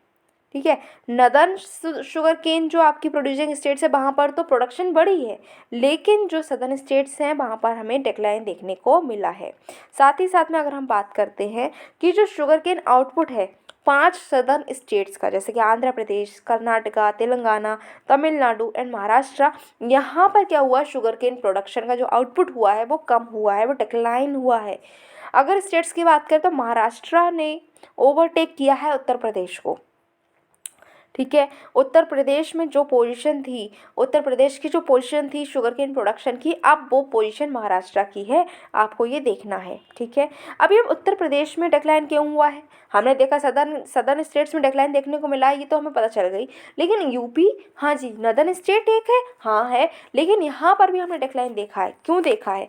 सबसे पहली चीज़ की शुगर केन जो है, गन्ना है ना, उसका यूज़ अभी क्या हो रहा है, शुगर बनाने में नहीं हो रहा है। ठीक है। उसका यूज़ हम शुगर बनाने की जगह हम इथेनॉल प्रोडक्शन में करने लगे हैं। ठीक है। इसलिए हम प्रोड्यूसर नहीं बन पा रहे हैं। ठीक। हाईएस्ट प्रोड्यूसर यूपी जो है वो नहीं बन पा रहा है। क्यों? क्योंकि अब वो शुगर की जगह पर गन्ने से इथेनॉल बनाने लगा है। ठीक है। हाँ जी। क्रॉप लॉस हो जाता है क्योंकि एकदम से पानी बहुत ज़्यादा बरस गया, पानी फिर बरस गया तो बहुत सारा इकट्ठा हो गया, वाटर लॉगिंग हो गई है, तो इसकी वजह से भी क्रॉप लॉस हो जाता है। और जो ज़्यादातर जो आपका गन्ने वाला जो एरिया था, ठीक है, उसमें एक ही गन्ना यूज़ हो जाता था, एक ही वैरायटी जो है वो गन्ने की लगाई जाती थी, जिसको बोलते हैं CO0238। ये ऐसी वैरायटी है जिस पर जो है रॉट फंगल डिजीज़ लगने का बहुत खतरा रहता है, और यही वैरायटी सारी जगह पर जहाँ जहाँ गन्ना लगाया जाता है यही वैरायटी लगा दी जाती थी। तो अब ये जब बीमारी लगती है तो पूरा का पूरा गन्ना, जितनी भी पूरी खेती होती है वो सब बर्बाद हो जाती है। अच्छा, अब जो है शुगर केन प्रोडक्शन के लिए शुगर जो आपकी सदर्न स्टेट्स हैं इसको क्यों प्रेफर किया जाता है, ये बात करते हैं। तो जो मिल्स है ना सदर्न इंडिया में, वो नई है अभी अभी, और उसमें नई टेक्नोलॉजीज़, मॉडर्न टेक्नोलॉजीज़ का यूज़ हो रहा है, जो कि जल्दी जल्दी ज़्यादा से ज़्यादा शुगर को प्रोड्यूस कर देते हैं, इसलिए इनको हम फेवर करते हैं। वहाँ पर फेवरेबल कंडीशन है शुगर के एक्यूमुलेशन के लिए। ब्लैक सॉइल वहाँ पर बहुत मिल जाती है, जो कि काफ़ी यूज़फुल रहती है गन्ने के प्रोडक्शन के लिए। बहुत ज़्यादा धूप रहती है, रात में ठंड रहती है, और लैटिट्यूडनल पोजीशन भी इस एरिया की ऐसी है कि जो कि फेवरेबल है हमारे गन्ने की खेती के लिए, शुगर के प्रोडक्शन के लिए।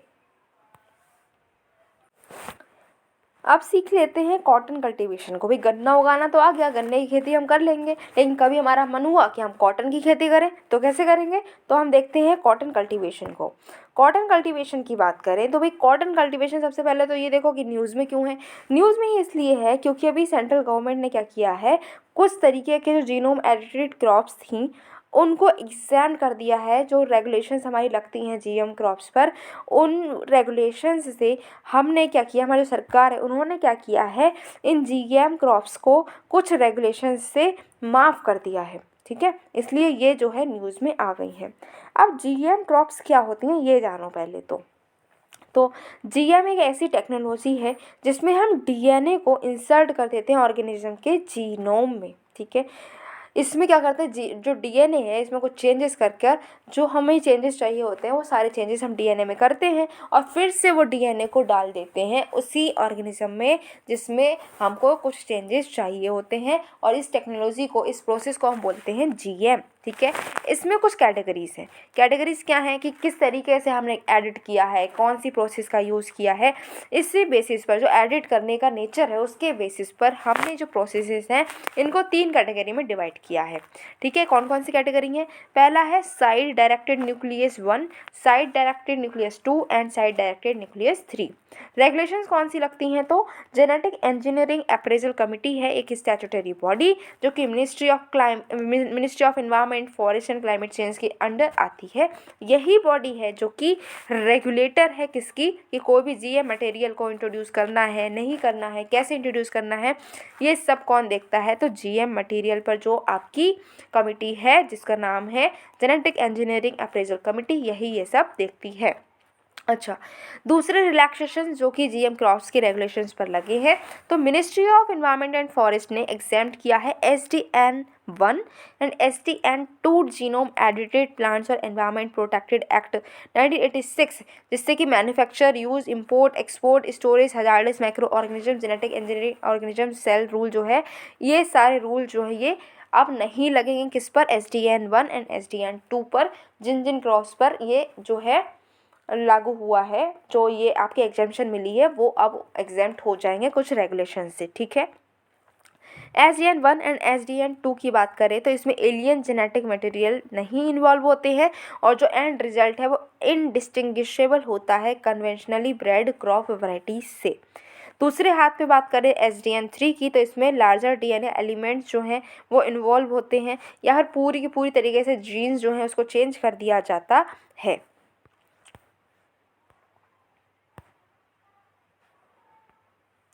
अब अभी हमने बात की है कि हम तो बात कर रहे थे कॉटन कल्टीवेशन की, लेकिन यहाँ पर तो GM क्रॉप्स घुस गई। क्यों घुसी भाई? कॉटन के साथ में GM का क्या रिश्ता है? तो रिश्ता ये है क्योंकि जो कॉटन है ना वो एक GM क्रॉप भी है, BT कॉटन जिसका नाम है। ठीक है, BT कॉटन क्या है? एक ऐसी इकलौती GM क्रॉप है जिसको हमारी जो ये कमिटी है इसने अप्रूवल दे दिया है कि आप कॉमर्शियली इसको कल्टीवेट कर सकते हैं।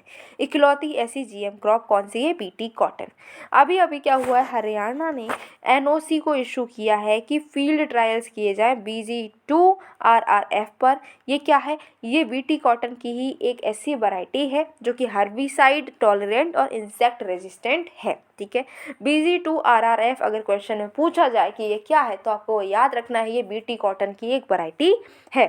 BG2 RRF क्या है? ये प्रोटेक्शन देगा कि पेस्ट अटैक जो हो जाते हैं जैसे कि अमेरिकन वॉर्म, ठीक है, ऐसे पेस्ट अटैक अगर कॉटन पर होते हैं तो उससे ये प्रोटेक्शन प्रोवाइड करता है। चलो, ये सब तो हमने न्यूज़ की बात कर ली। अब आखिर अपने मुद्दे पर आते हैं कि कॉटन क्या है, कॉटन की कल्टीवेशन कैसे होगी ये जानते हैं। तो कॉटन भी एक खरीफ क्रॉप है जो कि ब्लैक कॉटन सॉइल में अच्छे से ग्रो करती है क्योंकि उस सॉइल में बहुत ज़्यादा वाटर रिटेंशन कैपेसिटी होती है। क्लाइमेटिक कंडीशन की बात करें तो एनुअल टेम्परेचर रिक्वायरमेंट होता है 20 से 28 डिग्री सेल्सियस हमें टेम्परेचर चाहिए होता है, और रेनफॉल जो है 55 से 110 सेंटीमीटर तक की अगर मिल जाए तो काफ़ी अच्छी बात होती है। कॉटन कहाँ कहाँ पर जो है प्रोड्यूस होती है, कौन कौन सी स्टेट्स में? तो महाराष्ट्र, गुजरात, MP, कर्नाटका, आंध्र प्रदेश, तेलंगाना, तमिलनाडु, पंजाब, हरियाणा, UP, ऐसी कुछ जो स्टेट्स है यहाँ पर कॉटन के प्रोडक्शन होता है। ठीक है, इंडिया जो है, इंडिया में 4 तरीके की स्पीसीज जो है कॉटन की वो मिलती हैं। ठीक है, गॉसिपियम अर्बोरियम हर्वेशियम जिसको हम एशियन कॉटन बोलते हैं, फिर है गॉसिपियम बर्बाडेंस जिसको हम इजिप्शियन कॉटन बोलते हैं, एंड गॉसिपियम हिस्सुटम इसको हम अमेरिकन अपलैंड कॉटन बोलते हैं। ये सब ही वैरायटी हमारी इंडिया में कल्टीवेट होती हैं। अच्छा, एक नया टर्म अभी न्यूज़ में है वो है ब्राउन कॉटन। ब्राउन कॉटन क्या है? कांतु जिसको हम बोलते हैं। ये एक लोकल कर्नाटका इंडिजीनियस वैरायटी है देसी कॉटन की। ठीक है, जिसको ब्राउन कलर होता है। कॉटन कैसी होती है? कॉटन होती है हमारी वाइट कलर की, लेकिन जो कर्नाटका में ये ब्राउन कॉटन मिलती है इसका कलर ही ब्राउन होता है, इसीलिए इसको ब्राउन कॉटन बोलते हैं। ठीक है, यहाँ पर क्या है? रेन अच्छी खासी होनी चाहिए। सदर्न इंडिया को ये बहुत ज़्यादा सदर्न इंडिया का जो इन्वायरमेंट है वहाँ पर ये बहुत अच्छे से सूट कर जाती है, और इसके लिए रेन फेड भी चाहिए होते, रेन चाहिए होती है। नेचुरली जो ग्रोन ब्राउन कॉटन है यहाँ पर पेस्ट इस पर नहीं लगते और सूखे में भी ये हो जाती है। ब्राउन कॉटन के साथ में पूरी डाइंग प्रोसेस जो है वो ख़त्म हो जाती है क्योंकि वो ऑलरेडी ब्राउन है तो उसको कलर करने की ज़रूरत नहीं पड़ती। ठीक है, फैब्रिक जो है वो उसमें एलर्जी नहीं होती। उसको अगर ब्राउन कॉटन को अगर आप पहनते तो आपको एलर्जी नहीं होगी, और साथ ही साथ में सन स्क्रीन का भी ये काम करती है। जो ब्राउन कॉटन है वो सन स्क्रीन का भी काम करती है, तो आपके इतने जो पैसे सन स्क्रीन को खरीदने में जाते हैं वो भी ख़त्म हो जाएंगे। पैसे आपको खर्च करने की ज़रूरत नहीं है, ब्राउन कॉटन के कपड़े पहनना शुरू कर दो क्योंकि वो UV रेज से आपको प्रोटेक्ट करती है। रिलेटेड न्यूज़ की अगर हम बात करें तो पिंक वॉलवॉर्म ये अभी न्यूज़ में है। अभी क्या हुआ है कि पिंक वॉलवॉर्म जिसको हम PVW इन्वेस्टेशन भी कहते हैं, ये इसको रिपोर्ट किया गया है कि अभी क्या हुआ है, कॉटन क्रॉप साइकिल पंजाब और हरियाणा में चल रही थी, कॉटन की खेती चल रही थी, उसी टाइम पर देखने को मिला है कि पिंक वॉलवॉर्म का अटैक जो है वो होने लगा है। पिंक वॉलवॉर्म जो है एक ऐसा कीड़ा है जिसको हम कॉटन का पेस्ट बोलते हैं। ठीक है, ये ऐसा माना जाता है कि ईस्टर्न इंडियन ओशन रीजन से बिलोंग करता है। एक अडल्ट फीमेल जो आपकी पिंक वॉलवॉर्म है वो कॉटन वॉल्स पर एग्स ले करती है। जब ये टूटता है, एग फूट जाता है, तब क्या होता है, लार्वा जो है वो सीड्स को खा जाता है और फाइबर को डैमेज कर देता है। इससे हमारा जो कॉटन है उसकी यील्ड और क्वालिटी ख़राब हो जाती है। ये जो है रेजिस्टेंस है, जो आपके BT कॉटन है, BT कॉटन की फर्स्ट जो आपकी जनरेशन है उसका इस पर कोई असर नहीं होता। ये जो पिंक वॉलवॉर्म है ये अपना अटैक कर ही देते हैं। ठीक है, नेक्स्ट है GM मस्टर्ड DMH11। ये क्या है? तो गवर्नमेंट ने अप्रूव किया है कि इन्वायरमेंटल रिलीज की जा सकती है GM मस्टर्ड DMH11 की। ये जो है बार्नेज बर्स्टा सिस्टम के द्वारा बनाया गया है। एक हाइब्रिड सीड प्रोडक्शन सिस्टम है जिसको यूज़ किया जाता है सेल्फ पॉलिनेटेड क्रॉप्स के तरीके से। क्रॉप यील्ड को इंक्रीज़ किया जाता है और अडाप्टेशन होता है। इसको हम हाइब्रिड बिगोरो हेट्रोसिस भी बोलते हैं। यहाँ पर 2 एलियन जीन्स आइसोलेट किए जाते हैं सॉइल बैक्टीरियम से, जिसको हम बैसिलस एमिलोलिक्यूफेशियंस बोलते हैं। डेवलप कौन करता है इसको? तो इसको डेवलप किया है centre for genetic manipulation of crop plants ने, और इन्होंने 2 इंडिया की जो मस्टर्ड वैरायटी है उसको क्रॉस कराया था, वरुणा एंड अर्ली हीरा 2। अब हमने कॉटन को देख लिया, शुगर केन को भी देख लिया, राइस को भी देख लिया। अब हम सीखते हैं जूट कल्टीवेशन को। भाई जूट कल्टीवेशन न्यूज़ में क्यों है? तो अभी क्या हुआ कि 3rd एडवांस एस्टीमेट्स हुए हैं, उसके मुताबिक इंडिया की जो जूट इकोनॉमी है वो बहुत डिक्लाइन हो गई है। काफ़ी बुरी बात है हमारे लिए ये, क्या कि जो जूट का कल्टीवेशन है वो बहुत कम हो गया है, डिक्लाइन हो गया है 1.7 मिलियन टन्स तक का। 2021-22 में अगर हम देखें तो 1.77 मिलियन टन्स तक का डिक्लाइन हमें देखने को मिला है जूट के कल्टीवेशन में। ठीक है, तो डिक्लाइन जो है बहुत ज़्यादा होता जा रहा है, जो अच्छी बात नहीं है। और न्यूज़ की बात करें तो इंडिया जो है वर्ल्ड का लार्जेस्ट प्रोड्यूसर है रॉ जूट का। उसके बाद बांग्लादेश और चाइना है। मैम अभी तो आप बोल रही थी कि जूट का प्रोडक्शन कम हो गया है, लेकिन अभी आप बोल रहे हो कि इंडिया जो है दुनिया का सबसे बड़ा जूट प्रोड्यूसर है। तो ऐसा कैसे हो सकता है? जब हम सबसे बड़े जो जूट प्रोड्यूसर है तो क्या हम फिर कम भी हो सकता है? हमारा जूट प्रोडक्शन कम भी हो सकता है? तो ऑब्वियसली हो सकता है। समझो कैसे हो सकता है। देखो, एक क्लास है, ठीक है, उसमें एक टॉपर है, ठीक है, आप भी हो सकते हो, कोई टेंशन वाली बात नहीं है। अब उसके सपोज करो एक बार उसके मार्क्स आए 98, ठीक है, एक बार उसके आए हैं 95, एक बार आए हैं उसके 97, ठीक है, एक बार उसके आए हैं 91, 97 भूल जाओ, ठीक है। ये देखो, तो अभी क्या हुआ बताओ, ये पर्सन टॉपर है और इसने तीनों ही साल में टॉप किया। टेंशन वाली बात नहीं है, तीनों साल में इसने टॉप किया है, लेकिन क्या इसके मार्क्स कम नहीं हो रहे हैं? आप देखो, पहले 98 आ रहे थे, फिर 95 और 91, मार्क्स तो कम हो गए, लेकिन टॉपर ये अभी भी है। यही हमारी इंडिया के साथ हुआ है कि हमारा जूट प्रोडक्शन कम हुआ है, ठीक है, लेकिन हाँ अभी भी हम लार्जेस्ट प्रोड्यूसर ही हैं, ठीक है। हमारे बाद में बांग्लादेश का नंबर आता है, उसके बाद में चाइना का नंबर आता है। एक्सपोर्ट्स की बात करें तो प्रोड्यूसर तो हम वर्ल्ड के लार्जेस्ट हैं, लेकिन एक्सपोर्ट की में बात करें तो सिर्फ 7% जो है ग्लोबल लेवल पर हम जूट को एक्सपोर्ट करते हैं। बांग्लादेश सबसे बड़ा एक्सपोर्टर है, वो 75% एक्सपोर्ट कर देता है। प्रोड्यूस तो हम ज़्यादा कर रहे हैं, हमसे कम प्रोड्यूस कर रहा है बांग्लादेश, लेकिन एक्सपोर्ट सिर्फ हम 7% कर रहे हैं और बांग्लादेश जो है वो 75% एक्सपोर्ट कर रहा है। अब जूट की बात कर लो तो जूट जो है ये इम्पॉर्टेंट कैश क्रॉप है। इसमें गोल्डन फाइबर होता है, लंबे सॉफ्ट शाइनी नेचुरल फाइबर है जिसको हम गोल्डन फाइबर कहते हैं। इसको हम अब कहाँ प्रोड्यूस कर सकते हैं? तो प्राइमरली वेस्ट बंगाल, उड़ीसा, आसाम, मेघालय, त्रिपुरा, जो वेस्ट बंगाल के आसपास का एरिया है, जो आपका बांग्लादेश के आसपास का एरिया है, वहीं पर हम जूट का कल्टीवेशन करते हैं। क्लाइमेट कैसा चाहिए? तो यहाँ पर ह्यूमिड क्लाइमेट चाहिए है। टेम्परेचर चाहिए है 24 डिग्री से लेकर 38 डिग्री सेल्सियस तक के बीच में। गंगा डेल्टा जो है वो एक्सीलेंट है जूट कल्टीवेशन के लिए, क्योंकि यहाँ पर फर्टाइल एलुवियल सॉइल मिलती है और टेम्परेचर जो चाहिए वो भी यहीं मिलता है। ये जो है मिनिमम रेनफॉल चाहिए कम से कम 1000 mm तक का यहाँ पर रेनफॉल होनी चाहिए, बारिश होनी चाहिए, तब आप जूट को ग्रो कर सकते हैं। अब जूट इंडस्ट्री के लिए कुछ स्टेप्स लिए गए हैं। क्या स्टेप्स लिए गए हैं? कि आपका जो पैकेजिंग है, इन्होंने क्या बोला कि पैकेजिंग जो है ना उसको आपको मैंडेटरी कर दिया है कि आपको जूट में ही पैकेजिंग को करना है, ठीक है, जूट मटेरियल्स में ही पैकेजिंग को करना है। अभी बात करें तो फूड ग्रेन्स जो हैं वो 100% उसका पैकेजिंग जूट के मटेरियल में ही होना चाहिए। और शुगर की अगर हम पैकेजिंग की बात करें तो कम से कम 20% जो शुगर है वो कम जो आपका जूट मटेरियल्स में ही पैक होना चाहिए, ऐसा बोला गया है। गोल्डन फाइबर रिवॉल्यूशन भी लाया गया था जिससे कि जूट को प्रमोट कर सकें, और आपको पता होना चाहिए कि जूट को हम गोल्डन फाइबर भी बोलते हैं। जूट मार्क इंडिया लोगो, ये क्या है, एक सर्टिफिकेशन है जूट प्रोडक्शन के ऑथेंटिसिटी देने के लिए लाया गया है। हर जूट मार्क लेवल जो है उसका एक यूनिक QR कोड होगा, ठीक है। जूट आई केयर क्या है, ये यूज़ होता है सर्टिफाइड सीड्स के लिए और साइंटिफिक टेक्निक्स को अडॉप्ट करने के लिए। जूट स्मार्ट एक स्मार्ट प्लेटफॉर्म है जिसमें जूट सैकिंग को खरीद सकते, प्रोक्योर कर सकते हैं। अब जो जूट है हमारे लिए इतना इम्पॉर्टेंट है, तो जूट के लिए कोई अथॉरिटी नहीं बनाई, हमने बनाई है। जूट के लिए बनाया गया है नेशनल जूट बोर्ड, ठीक है। ये एक स्टैट्यूटरी बॉडी है जो कि नेशनल जूट बोर्ड एक्ट 2008 के अंडर आती है, ठीक है। हेडक्वार्टर इसका कोलकाता में है। अगर हम विजन एंड मिशन की बात करें तो इंडिया को ये जूट इंडस्ट्रीज़ में लीडर बनाना चाहता है। पूरी दुनिया में जितनी भी जूट इंडस्ट्रीज़ है उसमें हम इंडिया को क्या करना चाह रहे हैं, लीडर बनाना चाह रहे हैं, ठीक है। गुड क्वालिटी की जूट जो है, गुड क्वालिटी की जूट को हम सस्ते दामों में प्रोड्यूस करना चाहते हैं।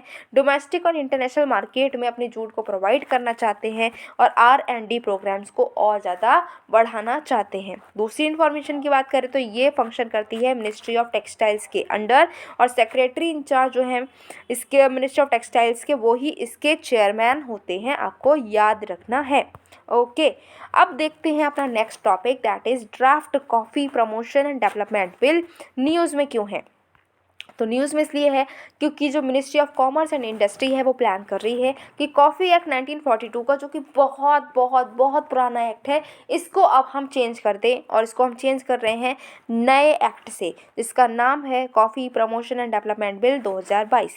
कॉफ़ी बोर्ड की बात कर ली जाए, क्योंकि कॉफ़ी हमारे इंडिया में बहुत ज़्यादा कंज्यूम हो रही है, बहुत ज़्यादा प्रोड्यूस हो रही है, तो उसके लिए भी एक बोर्ड बनाया गया है। नाम है इसका कॉफ़ी बोर्ड ऑफ इंडिया, ठीक है। हेडक्वार्टर इसका बेंगलुरु में है। इसमें 33 मेंबर्स होते हैं, चेयरमैन भी इंक्लूड करके अगर हम बात करें तो टोटल 33 मेंबर्स होते हैं। ऑब्जेक्टिव क्या है, ये काम कर रहा है कि जो आपका कॉफ़ी है उसका प्रोडक्शन बढ़ाया जाए, कॉफ़ी की प्रोडक्टिविटी, क्वालिटी सब कुछ बढ़ाया जाए, ठीक है। एक्सपोर्ट प्रमोशन पर ये जोर देता है और सपोर्ट करता है डोमेस्टिक मार्केट के डेवलपमेंट को। कॉफ़ी बोर्ड जो है एडवाइजरी रोल प्ले करता है। एक्सपोर्टर्स जो हैं उसको यहाँ से नीड होती है कि एक सर्टिफिकेट लिया जाए। अगर कोई भी पर्सन कॉफ़ी को एक्सपोर्ट करता है, एक्सपोर्ट करना चाहता है, तो उसको एक सर्टिफिकेट लेना होगा कॉफ़ी बोर्ड ऑफ इंडिया से, जो कहाँ पर है, बेंगलुरु में है। कॉफ़ी की बात कर लेते हैं अब हम। तो कॉफ़ी जो है इंडियन कॉफ़ी जो है वो 1600 AD में स्टार्ट हुई थी। इंडिया में कॉफ़ी कब आई है, 1600 AD में आई है, जब बाबा बुदाऊं जो है उन्होंने कॉफ़ी बीन्स को प्लांट किया था, जो कि वो येमन से लाए थे, येमन से लेकर आए और उन्होंने चंद्रगिरी हिल्स जो हमारे कर्नाटका में है वहाँ पर उन बीन्स को प्लांट कर दिया था। इसका कॉमर्शियल प्लांटेशन ब्रिटिश एरा में स्टार्ट हुआ, ये तो हमें पता ही है। कॉफ़ी टाइप्स जो इंडिया में मिलती हैं, अरेबिका एंड रोबस्टा, दो तरीके की कॉफ़ी हमको इंडिया में मिलती हैं। अरेबिका की हाई मार्केट वैल्यू है, रोबस्टा जो है वो मेजरली मैन्युफैक्चर्ड कॉफ़ी में यूज़ होती है, ठीक है। रोबस्टा क्या है, मेजरली मैन्युफैक्चर्ड कॉफ़ी है जिसका शेयर 72% है, ठीक है। अरेबिका की मार्केट वैल्यू ज़्यादा है, अरेबिका महंगी है, रोबस्टा सस्ती थोड़ी मिल जाती है। इंडिया दुनिया की एक ऐसी कंट्री है जहाँ पर पूरी की पूरी कॉफ़ी कल्टीवेशन होती है शेड में, हैंड पेक्ड और सन ड्राइड होती है। मतलब जितनी भी हम कॉफ़ी कल्टीवेशन हम इंडिया में कर रहे हैं तो वो हम छाँव में करते हैं, हैंड पिक्ड है, ये हाथों से हम करते हैं, हाथ से बीन कर हम कॉफ़ी बीन को लेकर आते हैं और फिर धूप में सुखाते हैं। शेड ट्रीज जो हैं वो सॉइल इरोजन को रोकते हैं और साथ ही साथ में स्लोपिंग टेरेन में सॉइल इरोजन नहीं होता है और सॉइल को भी और इनरिच करते हैं, उसमें न्यूट्रिएंट्स और ऐड कर देते हैं, ठीक है। कॉफ़ी एक्ट 1942 जिसको अभी हम चेंज करने की बात कर रहे हैं भाई, इसके बारे में जान लो। तो ये वर्ल्ड वॉर सेकेंड के टाइम पर इंट्रोड्यूस हुआ था, क्योंकि इंडियन कॉफ़ी इंडस्ट्री स्ट्रगल कर रही थी, इकोनॉमिक डाउन हो रहा था, वॉर हो गया था। भाई वॉर तो किसी के लिए भी फ़ायदा नहीं देता है, तो वॉर हुआ तो नुकसान हो रहा था। हमारी इंडिया की जो कॉफ़ी इंडस्ट्री थी वो बहुत ज़्यादा सफ़र कर रही थी। और टाइम ये क्या है, वर्ल्ड वॉर सेकेंड का। इस टाइम पर क्या हो रहा था भाई, ब्रिटिश रूल चल रहा था, तो ब्रिटिशर्स ये रूल लेकर आए थे, ब्रिटिशर्स ये एक्ट लेकर आए थे जिससे कि कॉफ़ी इंडस्ट्री को बचाया जाए। तो इस एक्ट के ज़रिए क्या हुआ था, कॉफ़ी बोर्ड बनाया गया था ministry of commerce and industry के अंडर। इंडिया की कॉफ़ी प्रोफाइल को अगर हम देखें तो कुछ की फैक्ट्स हैं। इंडिया का कॉफ़ी प्रोडक्शन जो है वो अभी 2022-23 में 15% ऐसा माना जा रहा है कि वो बढ़ गया है। ठीक है, कर्नाटका में सबसे ज़्यादा कॉफ़ी प्रोड्यूस होती है, उसके बाद में केरल एंड तमिलनाडु का नंबर है। और कॉफ़ी मेनली एक्सपोर्ट कमोडिटी है। जितनी भी हम कॉफ़ी को प्रोड्यूस कर रहे हैं उसका लगभग 70% तो हम एक्सपोर्ट ही कर देते हैं, क्योंकि हमारी इंडिया में तो सबसे ज़्यादा लोग चाय पीते हैं। सुबह उठते हैं और क्या चलता है, अभी चाय ले आओ, राइट। तो कॉफ़ी, हाँ, अभी अभी जो यूथ है उनको कॉफ़ी का बहुत ज़्यादा शौक चढ़ा है, लेकिन अभी उनमें से भी बहुत सारे लोग ऐसे हैं जिनको चाय ही पसंद है। तो कॉफ़ी हम प्रोड्यूस तो बहुत करते हैं, लेकिन उसका 70% तो एक्सपोर्ट ही हो जाता है। ओके, अब कुछ डिफरेंसेस को देखते हैं और डिस्ट्रीब्यूशन को देखते हैं। फैक्टर्स देखो, दो तरीके की हमने कॉफ़ी की बात की थी, अरेबिका एंड रोबस्टा। इनके कौन कौन से फैक्टर्स हैं और इनके डिफरेंस को हम देखते हैं। सॉइल की बात करें तो दोनों में ही deep, fertile, rich organic material वाली सॉइल जो है वो चाहिए होती है, जो स्लाइटली एसिडिक हो और वेल ड्रेन्ड हो। स्लोप्स की बात करें तो ये जो है अरेबिका, ये जेंटल टू मॉडरेट स्लोप्स पर ग्रो करती है। रोबस्टा जेंटल स्लोप्स जो हैं उस पर ये ग्रो करती है। ऊंचाई कितनी होनी चाहिए, तो अरेबिका 1000 से 1500 मीटर की ऊंचाई पर ग्रो की जाती है। रोबस्टा 500 से 1000 मीटर की ऊंचाई पर ग्रो हो जाती है। टेम्परेचर की बात करें तो अरेबिका जो है थोड़ा सा ठंडा टेम्परेचर की डिमांड करती है, और रोबस्टा थोड़े से हॉट टेम्परेचर की डिमांड करती है। ह्यूमिडिटी की बात करें तो 70 से 80% ह्यूमिडिटी चाहिए होती है अरेबिका को, और रोबस्टा को चाहिए होती है 80 से 90% तक की आपकी ह्यूमिडिटी। रेनफॉल की बात करें तो 1600 से 2500 mm की रेनफॉल चाहिए है हमारी अरेबिका को। रोबस्टा कह रही है कि हमको थोड़ी कम दे दोगे तब भी चलेगा, तो इसको 1000 से 2000 mm की अगर एनुअल रेनफॉल मिल जाती है तब भी ये ग्रो कर जाती है। ऐसी कौन सी आपके स्टेट्स हैं जिसके पास में कॉफ़ी वैरायटीज़ को लेकर जीआई टैग्स मिले हुए हैं, तो वो है कर्नाटका, ठीक है, आंध्र प्रदेश एंड केरला। 3 स्टेट्स आपको याद रखनी हैं जिनके पास में कॉफ़ी को लेकर जीआई टैग है। अब बात करते हैं टोबैको की। भी टोबैको खाना नहीं है, लेकिन हाँ हम देख लेते हैं आखिर टोबैको कल्टीवेशन कैसे होता है।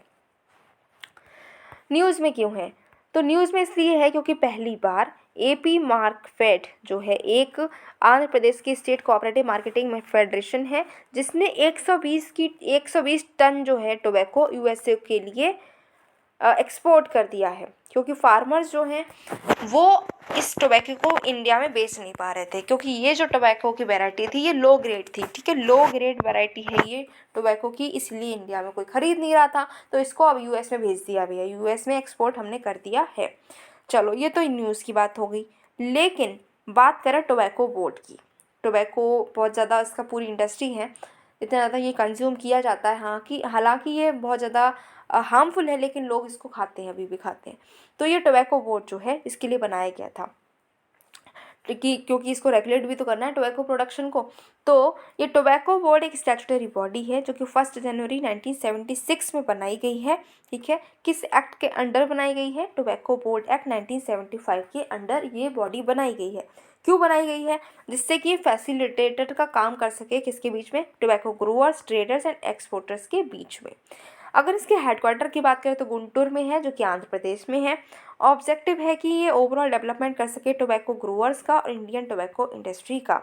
ये फंक्शन करती है ministry of commerce and industry के अंडर, एक्सपोर्ट प्रमोशन करना चाहता है ये। ठीक है, और साथ ही साथ में इसके जो फंक्शंस हैं वो फ्लू वर्जीनिया टोबैगो पर भी लगते हैं, आपको याद रखना है, स्टेटमेंट बन सकता है। टोबैको कल्टीवेशन देखते हैं तो इंडिया में प्रोडक्शन देखें तो इंडिया में 0.45 मिलियन हेक्टेयर्स जो एरिया है वो टोबैको कल्टीवेशन के अंडर आता है, और दुनिया भर का 9% टोबैको इंडिया में ही बनता है। ठीक है, India second largest tobacco producer है, चाइना के बाद में इंडिया का ही नंबर है, और सेकंड लार्जेस्ट एक्सपोर्टर भी है। ठीक है, हम सबसे ज़्यादा प्रोड्यूस भी कर रहे हैं, सेकंड टर्म पे हम आते हैं, और सेकंड टर्म पर ही हम आ रहे हैं एक्सपोर्टर के मामले में। अगर प्रोड्यूसर की बात करें तो हमसे ज़्यादा प्रोड्यूस सिर्फ चाइना करता है, और एक्सपोर्टर की बात करें तो हमसे ज़्यादा एक्सपोर्ट सिर्फ और सिर्फ ब्राज़ील ही करता है, बाकी सेकंड नंबर पर हम हैं। क्लाइमेटिक कंडीशंस की बात करें तो बेसिकली टोबैको एक सेमी ट्रॉपिकल क्रॉप है, लेकिन इसको सक्सेसफुली हम ग्रो कर सकते हैं ट्रॉपिकल रीजन में भी। लगभग 100 से 120 दिन लगते हैं। ठीक है, फ्रॉस्ट फ्री क्लाइमेट चाहिए होता है, टेम्परेचर 80 डिग्री फ़ारेनहाइट चाहिए होता है, और ये जो टोबैको कल्टीवेशन है हो सकता है तब। रेनफॉल चाहिए होती है 88 से 125 mm पर मंथ, हर महीने इतनी बारिश होनी ज़रूरी है। हाई स्पीड अगर विंड चलेगी, स्टॉर्म, आंधी तूफान आया तो आप समझ लो आपकी टोबैको की जो भी प्रोडक्शन है वो ख़राब हो जाएगी। लाइट से मीडियम लोम सॉइल इसको चाहिए होती है। अच्छा, टोबैको कितने तरीके के होते हैं? टोबैको कितने तरीके के होते हैं तो देखें, तो चूइंग एंड स्नफ, ठीक है, चबाने वाले होते हैं, और आपके जो सिगरेट में डालते हैं, हुक्का में डालते हैं, बीड़ी में डालते हैं, और साथ में फ्लू क्योर्ड वर्जीनिया टोबैको भी होता है। तरीके देख लो, लेकिन खाने की कोशिश नहीं करना, खाना नहीं है इसको। ओके, रिलेटेड न्यूज़ क्या है? रिलेटेड न्यूज़ है कि रबर बोर्ड जो है और रबर प्लांटेशन जो है इंडिया में, ये न्यूज़ में आ गया है। ये क्या है? रबर बोर्ड एक स्टैट्यूटरी बॉडी है, रबर एक्ट 1947 के अंडर ये बनाई गई है। इसके अभी 75 साल पूरे हो गए, हमारी आज़ादी के 75 साल, तो इसके भी 75 साल, दोनों ही एक साथ पूरे हो चुके हैं। रबर बोर्ड जो है इसका हेडक्वार्टर कोट्टायम में है, जो कि केरला में है, और ये ministry of commerce and industry के अंडर काम करता है। इसको हेड करता है एक चेयरमैन, जो कि जिसको अपॉइंट करती है हमारी सेंट्रल गवर्नमेंट, और 28 मेंबर्स इसमें होते हैं। फंक्शंस क्या हैं? तो इसके डेवलपमेंट करे जाए रबर इंडस्ट्री का, साइंटिफिक टेक्नोलॉजिकल इकोनॉमिक रिसर्च की जाए, वेलफेयर किया जाए, जो लेबर एम्प्लॉयड है वहाँ पर उनका भी वेलफेयर हो सके, ये सारे काम ये करता है। अभी क्या हुआ है, तो रबर बोर्ड ने अपडेटेड वर्जन जो है एमर्यूब का, जो कि इलेक्ट्रॉनिक मार्केट है रबर की, इसको लॉन्च किया है। रबर प्लांटेशन की बात करें इंडिया में, तो ये लेटरेटिक या लोमी सॉइल जो है उसमें ये ग्रो होती है, ठीक है, रबर प्लांटेशन। इसको ट्रॉपिकल क्लाइमेट की ज़रूरत है, और रेनफॉल 2000 से 4500 mm की ज़रूरत होती है। मिनिमम और मैक्सिमम टेम्परेचर जो है वो 25 डिग्री सेल्सियस से लेकर 34 डिग्री सेल्सियस तक रहनी चाहिए, और 80% इसमें रिलेटिव ह्यूमिडिटी भी होनी चाहिए। सबसे ज़्यादा केरला में ये प्रोड्यूस होती है, उसके बाद में तमिलनाडु में प्रोड्यूस होती है। त्रिपुरा, असम, मेघालय, उड़ीसा में भी थोड़ा थोड़ा प्रोडक्शन इसका देखने को मिल सकता है। नेचुरल रबर का कहाँ कहाँ यूज़ होता है? तो मेडिकल डिवाइसेस में, सर्जिकल ग्लव्स में, एयरक्राफ्ट में, कार टायर्स में, पैसिफर्स में, हर जगह इसका यूज़ देखने को हमको मिल जाता है। Moving towards our next category, that is allied sector. Allied sector को अब हम देखते हैं, और इसमें अलाइड सेक्टर होते क्या? सबसे पहली बात तो ये समझो, तो अलाइड सेक्टर वो सेक्टर्स होते हैं जो कि हमारे एग्रीकल्चर को सपोर्ट करते हैं, जैसे कि डेयरी सेक्टर, एग्रीकल्चर से रिलेटेड जो एक्टिविटीज़ होती हैं उनको हम अलाइड सेक्टर बोलते हैं। जिसमें आज हम बात करने वाले हैं सबसे पहले इंडिया के डेयरी सेक्टर की, ठीक है। न्यूज़ में क्यों है? क्योंकि जो आपका international dairy federation world dairy summit 2022 को ऑर्गेनाइज किया गया है। पहला एडिशन इसका 1974 में हुआ था, ठीक है, और ये जो है इंडिया में सेकेंड टाइम हुआ था। यहाँ पर क्या होता है कि global Indian dairy stake holder जो हैं वो आकर मिलते हैं, बातचीत करते हैं, जैसे कि इंडस्ट्री लीडर्स हो सकते हैं, फार्मर्स, पॉलिसी प्लानर्स, ये सारे लोग मिलते हैं और इस समिट में पार्ट लेते हैं, बातचीत करते हैं। इंडिया के डेयरी सेक्टर की बात करें तो सिंगल लार्जेस्ट एग्रीकल्चरल कमोडिटी है। नेशनल इकोनॉमी में 5% कंट्रीब्यूशन हमारा डेयरी सेक्टर का रहता है। मिल्क प्रोडक्शन में हम नंबर 1 पर हैं, हम टॉपर हैं, ठीक है। इंडिया में जो है दुनिया भर का 23% जो मिल्क प्रोडक्शन है वो इंडिया में होता है। टॉप 5 मिल्क प्रोड्यूसिंग स्टेट्स की बात करें तो यूपी, राजस्थान, एमपी, गुजरात, आंध्र प्रदेश, यहाँ पर जो है सबसे ज़्यादा दूध का उत्पादन होता है। कौन कौन से इंस्टीट्यूशंस हैं जो कि डेयरी से रिलेटेड हैं? तो है नेशनल डेयरी डेवलपमेंट बोर्ड, जो इनिशियली एक सोसाइटी के तरीके से रजिस्टर हुआ था, उसके बाद में इसको इंडियन डेयरी कॉरपोरेशन के साथ में मर्ज कर दिया गया एक एक्ट के ज़रिए। वो एक्ट था NDDB एक्ट 1987। दूसरा इंस्टीट्यूशन है नेशनल डेयरी रिसर्च इंस्टीट्यूशन, जिसको हम NDRI भी बोल सकते हैं। आईकार national dairy research institute Karnal ने अभी क्या किया, 100 साल पूरे करे हैं इसके इस्टेब्लिशमेंट के, ठीक है। ये एक लीडिंग इंस्टीट्यूशन है जो कि टीच करता है, रिसर्च करता है और एजुकेशन को प्रोवाइड करता है कि कैसे हमें डेयरी एनिमल्स का प्रोडक्शन मैनेजमेंट देखना है, ठीक है। मिल्क प्रोसेसिंग टेक्नोलॉजीज़ को, कौन कौन सी सूटेबल मिल्क टेक्नोलॉजी हैं उनको इनोवेट करना है, और बिज़नेस को कैसे हम प्रॉफिटेबल बना सकते हैं मिल्क रिलेटेड। इस सेक्टर के लिए कुछ इनिशिएटिव्स भी ली गए हैं, जैसे कि national programme for dairy development, ठीक है, ये बनाया गया है कि हम डेयरी इंफ्रास्ट्रक्चर को और स्ट्रेंथन कर सके। किसान क्रेडिट कार्ड लेकर आए गए हैं, PLI स्कीम लेकर आए गए हैं फूड प्रोसेसिंग के लिए, जिसमें हम मोज़ारेला चीज़ को मैन्युफैक्चरिंग जो है उसको प्रमोट करने की बात कर रहे हैं। Dairy processing and infrastructure development fund लेकर आया गया है। Animal husbandry infrastructure development fund भी लेकर आया गया है। उसके बाद में बात करें नेशनल गोपाल रत्न अवार्ड। ये अवार्ड क्यों दिया जाता है भाई, किसको दिया जाता है, चलो देखते हैं। तो ministry of fisheries animal husbandry and dairying ने अनाउंस कर दिया है इस अवार्ड को 2022 के लिए। ये हाईएस्ट नेशनल अवार्ड है जो लाइव स्टॉक और डेयरी सेक्टर में दिया जाता है इंडिविजुअल्स के लिए। 3 कैटेगरी में दिया जाता है। राष्ट्रीय गोकुल मिशन के अंडर ये जो अवार्ड है दिया जाता है।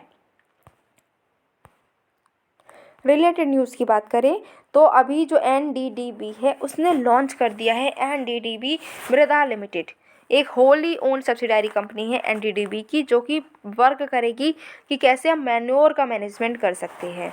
मृदा क्या है, तो ये इस्टेब्लिश की गई है अनलिस्टेड पब्लिक लिमिटेड कंपनी के जरिए कंपनीज एक्ट 2013 में, जो कि ये manure value chain biogas waste CNG और एनर्जी जनरेशन जो है डेयरी प्लांट्स के लिए उसको सेट करेगी।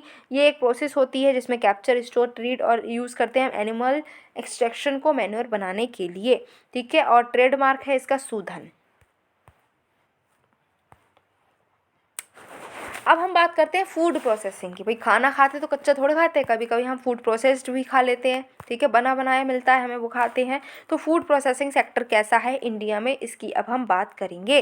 तो इंडिया के फूड प्रोसेसिंग सेक्टर, तो उससे पहले जानते हैं फूड प्रोसेसिंग क्या होता है। फूड प्रोसेसिंग क्या है कि हम एग्रीकल्चरल प्रोडक्शन जो है हमारा, उसको हम ट्रांसफॉर्म कर देते हैं फूड में, जो कि तुरंत की तुरंत हम खा सकते हैं, ठीक है, कुछ वैल्यू ऐड करके हम उसको खा सकते हैं। जैसे कि आलू आपको कोई दे दे तो आप कच्चे आलू थोड़े खाओगे, लेकिन कोई अगर आपको तुरंत की तुरंत चिप्स दे दे तो आप चिप्स खा लोगे, बने बनाए चिप्स मिलेंगे तुरंत खाओगे, राइट। तो क्या है कि फूड प्रोसेस्ड कर दिया गया है। कच्चे आलू कोई नहीं खाना चाह रहा है, पर हाँ चिप्स सब लोग खाना चाह रहे हैं। फूड में हमने क्या किया है, वैल्यू ऐड की है और उसको महंगा बनाया है, उसमें कुछ काम किए गए हैं, उसके बाद में उसको ऐसा बनाया है कि तुरंत के तुरंत उसको खाया जा सके, ठीक है। कैटेगरीज क्या हैं फूड प्रोसेसिंग की, तो मैन्युफैक्चर्ड प्रोसेसेस, जहाँ पर फिजिकल प्रॉपर्टीज़ प्रोडक्शन की जो प्रोडक्ट है उसकी ट्रांसफॉर्म की जाती है एडिबल प्रोडक्ट्स की कॉमर्शियल वैल्यू के साथ में। वैल्यू एडिड प्रोसेसेस में क्या है कि हम सेल्फ लाइफ बढ़ा देते हैं, ठीक है, रेडी फॉर कंजम्पशन कर देते हैं। इंडिया में क्या स्टेटस है फूड प्रोसेसिंग सेक्टर का, अब हम इसको देखते हैं। तो हम वन ऑफ द लार्जेस्ट है वर्ल्ड में, ठीक है। ग्रोथ रेट हमारी 11% की है।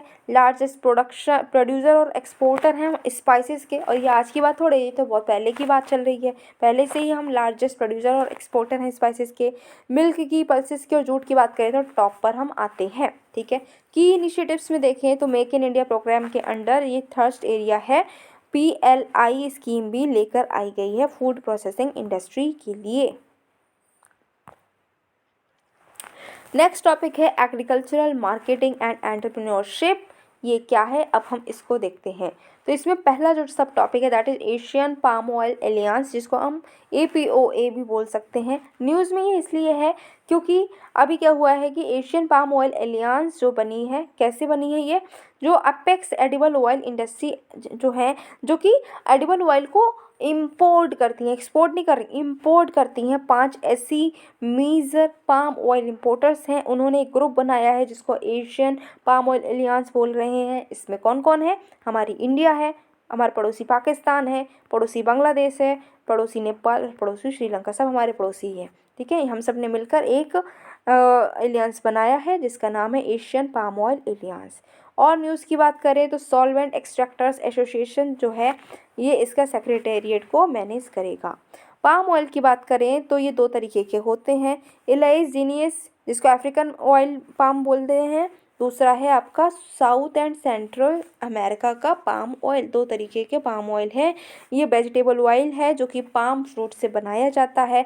विटामिन A एंड E इसमें बहुत ज़्यादा होता है, ट्रांस फैटी एसिड्स इसमें नहीं होते हैं।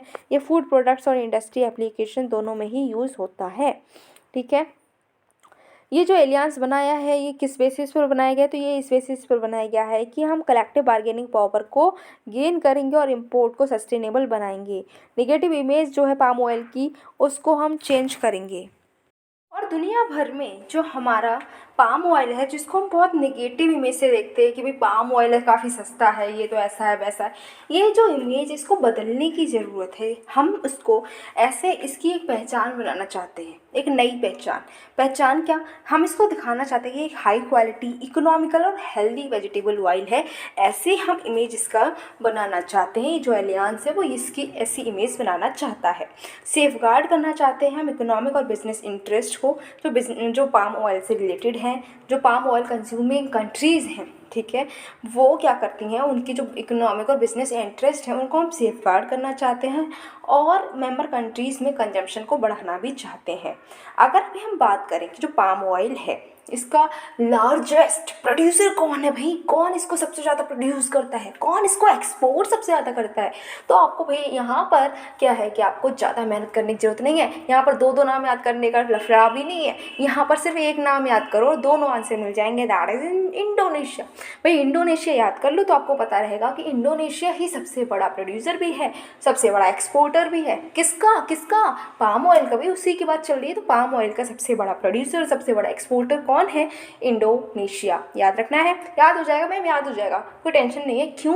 क्योंकि मैम यहाँ पर काम थोड़ा कम हो गया है, दो नाम की जगह एक ही नाम है, इंडोनेशिया।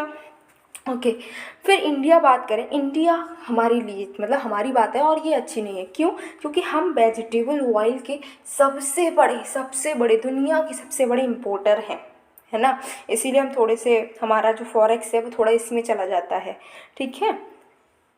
और इंडोनेशिया की बात करें अगर हम, तो इंडोनेशिया सबसे बड़ा एक्सपोर्टर तो है ही, और साथ में हमारा सबसे बड़ा सप्लायर भी है। जो पाम ऑयल हम लेते हैं सबसे ज़्यादा हम इंडोनेशिया से लेते हैं, कितना कैसा ये हमें याद रखने की ज़रूरत नहीं है। ओके अब जो है next topic that is primary agricultural credit societies. Primary agricultural credit societies क्या है, इसको अब हम देखते हैं, ठीक है। न्यूज़ में क्यों है? न्यूज़ में इसलिए है क्योंकि अभी क्या हुआ है, eastern and north eastern cooperative dairy conclave 2022 हुआ, उसकी इनाग्रेशन हुआ है भाई। जब इनाग्रेशन हुआ तो हमारी यूनियन मिनिस्टर ने कहा कि जो प्राइमरी एग्रीकल्चरल क्रेडिट सोसाइटीज़ हैं ये हर पंचायत में, जो हमारी कंट्री है इसकी हर पंचायत में हम ये PACS को इस्टेब्लिश करेंगे। अच्छा PACS क्या है? तो ये जो है ये कोऑपरेटिव सोसाइटीज़ होती हैं जो कि कुछ फैसिलिटीज़ प्रोवाइड करती हैं हमारे मेंबर्स के लिए, जैसे कि इनपुट फैसिलिटीज़ कैश देती हैं, काइंड देती हैं, तो कुछ इनपुट्स देती हैं, एग्रीकल्चरल इम्प्लीमेंट्स देती हैं हायरिंग बेसिस पर, ठीक है, हायरिंग बेसिस पर कुछ इम्प्लीमेंट्स देती हैं, साथ में स्टोरेज फैसिलिटी भी ये प्रोवाइड करती हैं, ठीक है। अब ये जो है आपकी एग्रीकल्चरल क्रेडिट सोसाइटीज़, ठीक है, ये क्या है, यहाँ पर लोएस्ट टायर होता है, 3 tier short term cooperative credit societies जो हैं कंट्री में, इसमें से 3 टियर जो हैं उसमें सबसे लोएस्ट टियर क्या है, प्राइमरी एग्रीकल्चरल क्रेडिट सोसाइटीज़, ठीक है। यहाँ पर क्या होता है, लगभग 13 करोड़ फार्मर्स जो हैं इसके पार्ट हैं। दूसरे कौन कौन से हैं, तो प्राइमरी जो है ये तो डिस्ट्रिक्ट लेवल पर रहती है, लोएस्ट है। बाकी स्टेट कोऑपरेटिव बैंक्स होती हैं स्टेट लेवल पर, और डिस्ट्रिक्ट सेंट्रल कोऑपरेटिव बैंक्स होती हैं डिस्ट्रिक्ट लेवल पर। प्राइमरी होती है नहीं, पंचायत लेवल पर होती हैं, ठीक है, डिस्ट्रिक्ट लेवल पर नहीं होती, पंचायत लेवल पर होती हैं। ये बैंकिंग रेगुलेशन एक्ट 1949 से आउट रहती हैं, ठीक है, उसमें ये इंक्लूडेड नहीं होती हैं, इनको RBI रेगुलेट नहीं करता, आपको याद रखना है। ऐसा मत करना कि आप सोचें कि इसमें तो पैसे की बात हो रही तो RBI ही रेगुलेट करता होगा, नहीं, इसको RBI रेगुलेट नहीं करता है, याद रखना है, ठीक है। पहले क्या हुआ था, कैबिनेट कमेटी ने अप्रूव किया था कि जो आपकी ये प्राइमरी एग्रीकल्चरल क्रेडिट सोसाइटीज़ हैं इनका कंप्यूटराइजेशन हो, ठीक है। ऑब्जेक्टिव क्या था कि इनकी एफिशिएंसी बढ़े, ट्रांसपेरेंसी आए, अकाउंटेबिलिटी आए, इसके लिए इनके कंप्यूटराइजेशन की बात की जा रही थी, ठीक है जी, हाँ जी। ओके नेक्स्ट टॉपिक क्या है, नेक्स्ट टॉपिक है कोडेक्स एलिमेंटेरियस कमीशन। सच बताओ ये नाम सुनकर आपको कैसा लग रहा है? मैं पर्सनली बताऊं तो मैंने जब पहली बार ये नाम सुना था ना, कोडेक्स एलिमेंटेरियस कमीशन को भूल जाओ, तो फिर मुझे लग रहा था कि ये कोई किसी दवाई का नाम है। सच्ची बता रही हूँ, मुझे बिल्कुल ये दवाई का नाम लगा था। क्या आपको भी ऐसा लग रहा है? कमेंट बॉक्स में बताओ। अच्छा अब ये न्यूज़ में क्यों है और ये क्या है अब देखते हैं। तो अभी हुआ ये है कि कोडेक्स कमेटी जो है स्पाइसेस एंड कुलिनरी हर्ब्स की इन्होंने फाइनलाइज किया है, रिकमेंड किया है कि क्वालिटी स्टैंडर्ड्स होने चाहिए नटवेग के लिए, ठीक है, सेफ्रन, चिली पेपर्स, पैपरिका, और इन्होंने ये जो आपकी कुछ रिकमेंडेशंस थी इस कमेटी ने वो फॉरवर्ड कर दी हैं कोडेक्स एलिमेंटेरियस कमीशन के लिए, ठीक है।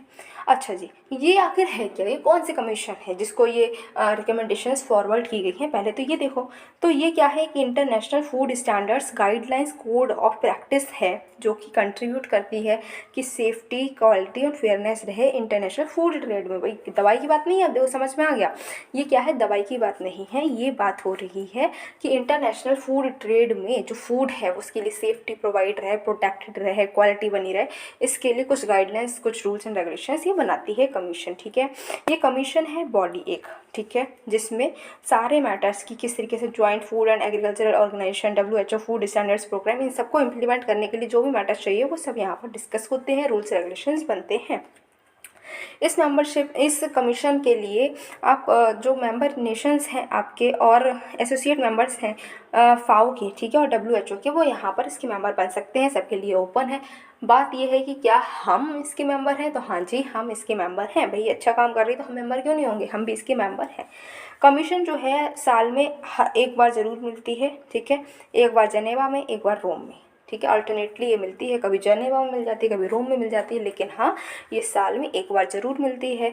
और 6 जो ऑफिशियल लैंग्वेजेस हैं हमारी UN की, ठीक है, जो अगर आपको नहीं पता है तो आप पता करिए और कमेंट बॉक्स में तुरंत बताइए कि कौन कौन सी लैंग्वेजेस हैं जो UN की ऑफिशियल लैंग्वेजेस हैं, क्या उसमें हिंदी या फिर इंग्लिश है लैंग्वेज, आप बताइएगा, ठीक है। तो ये जो 6 लैंग्वेजेस हैं इनका नाम आपको लिखना है।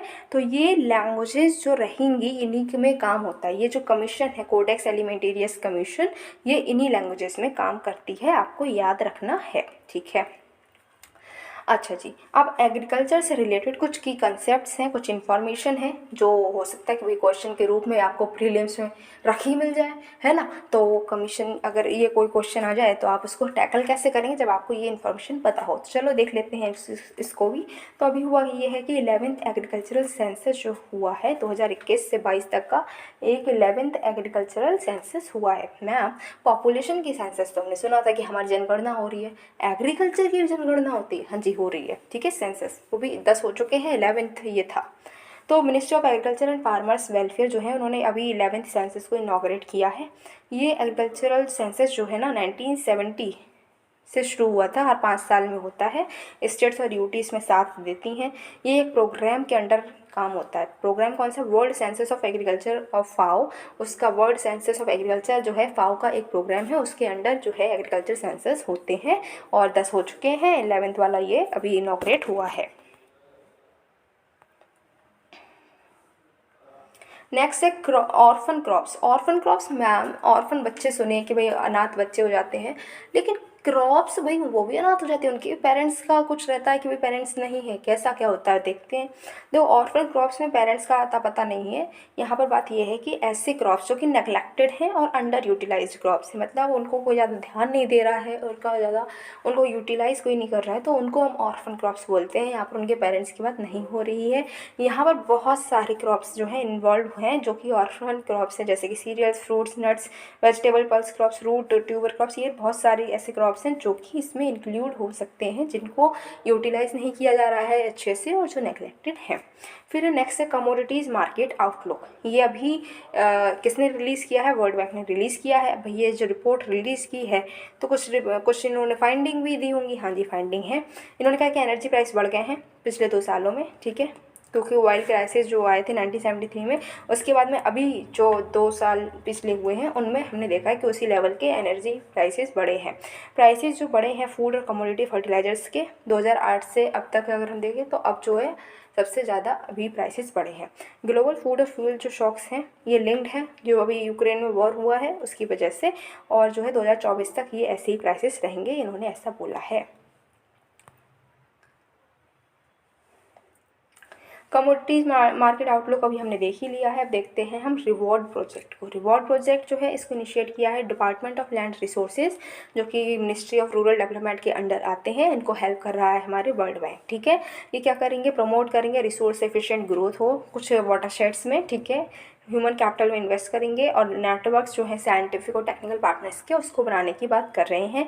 बेनिफिट हमें मिलेगा जी, बिल्कुल मिलेगा। नेशनल और स्टेट इंस्टीट्यूशंस जो हैं उनको हेल्प मिलेगी, वाटरशेड मैनेजमेंट प्रैक्टिसेस अच्छी होंगी, फार्मर्स जो है क्लाइमेट चेंज के लिए रिसिलियंट हो जाएंगे और प्रोडक्टिविटी बढ़ जाएगी, बेटर इनकम्स हो सकती हैं।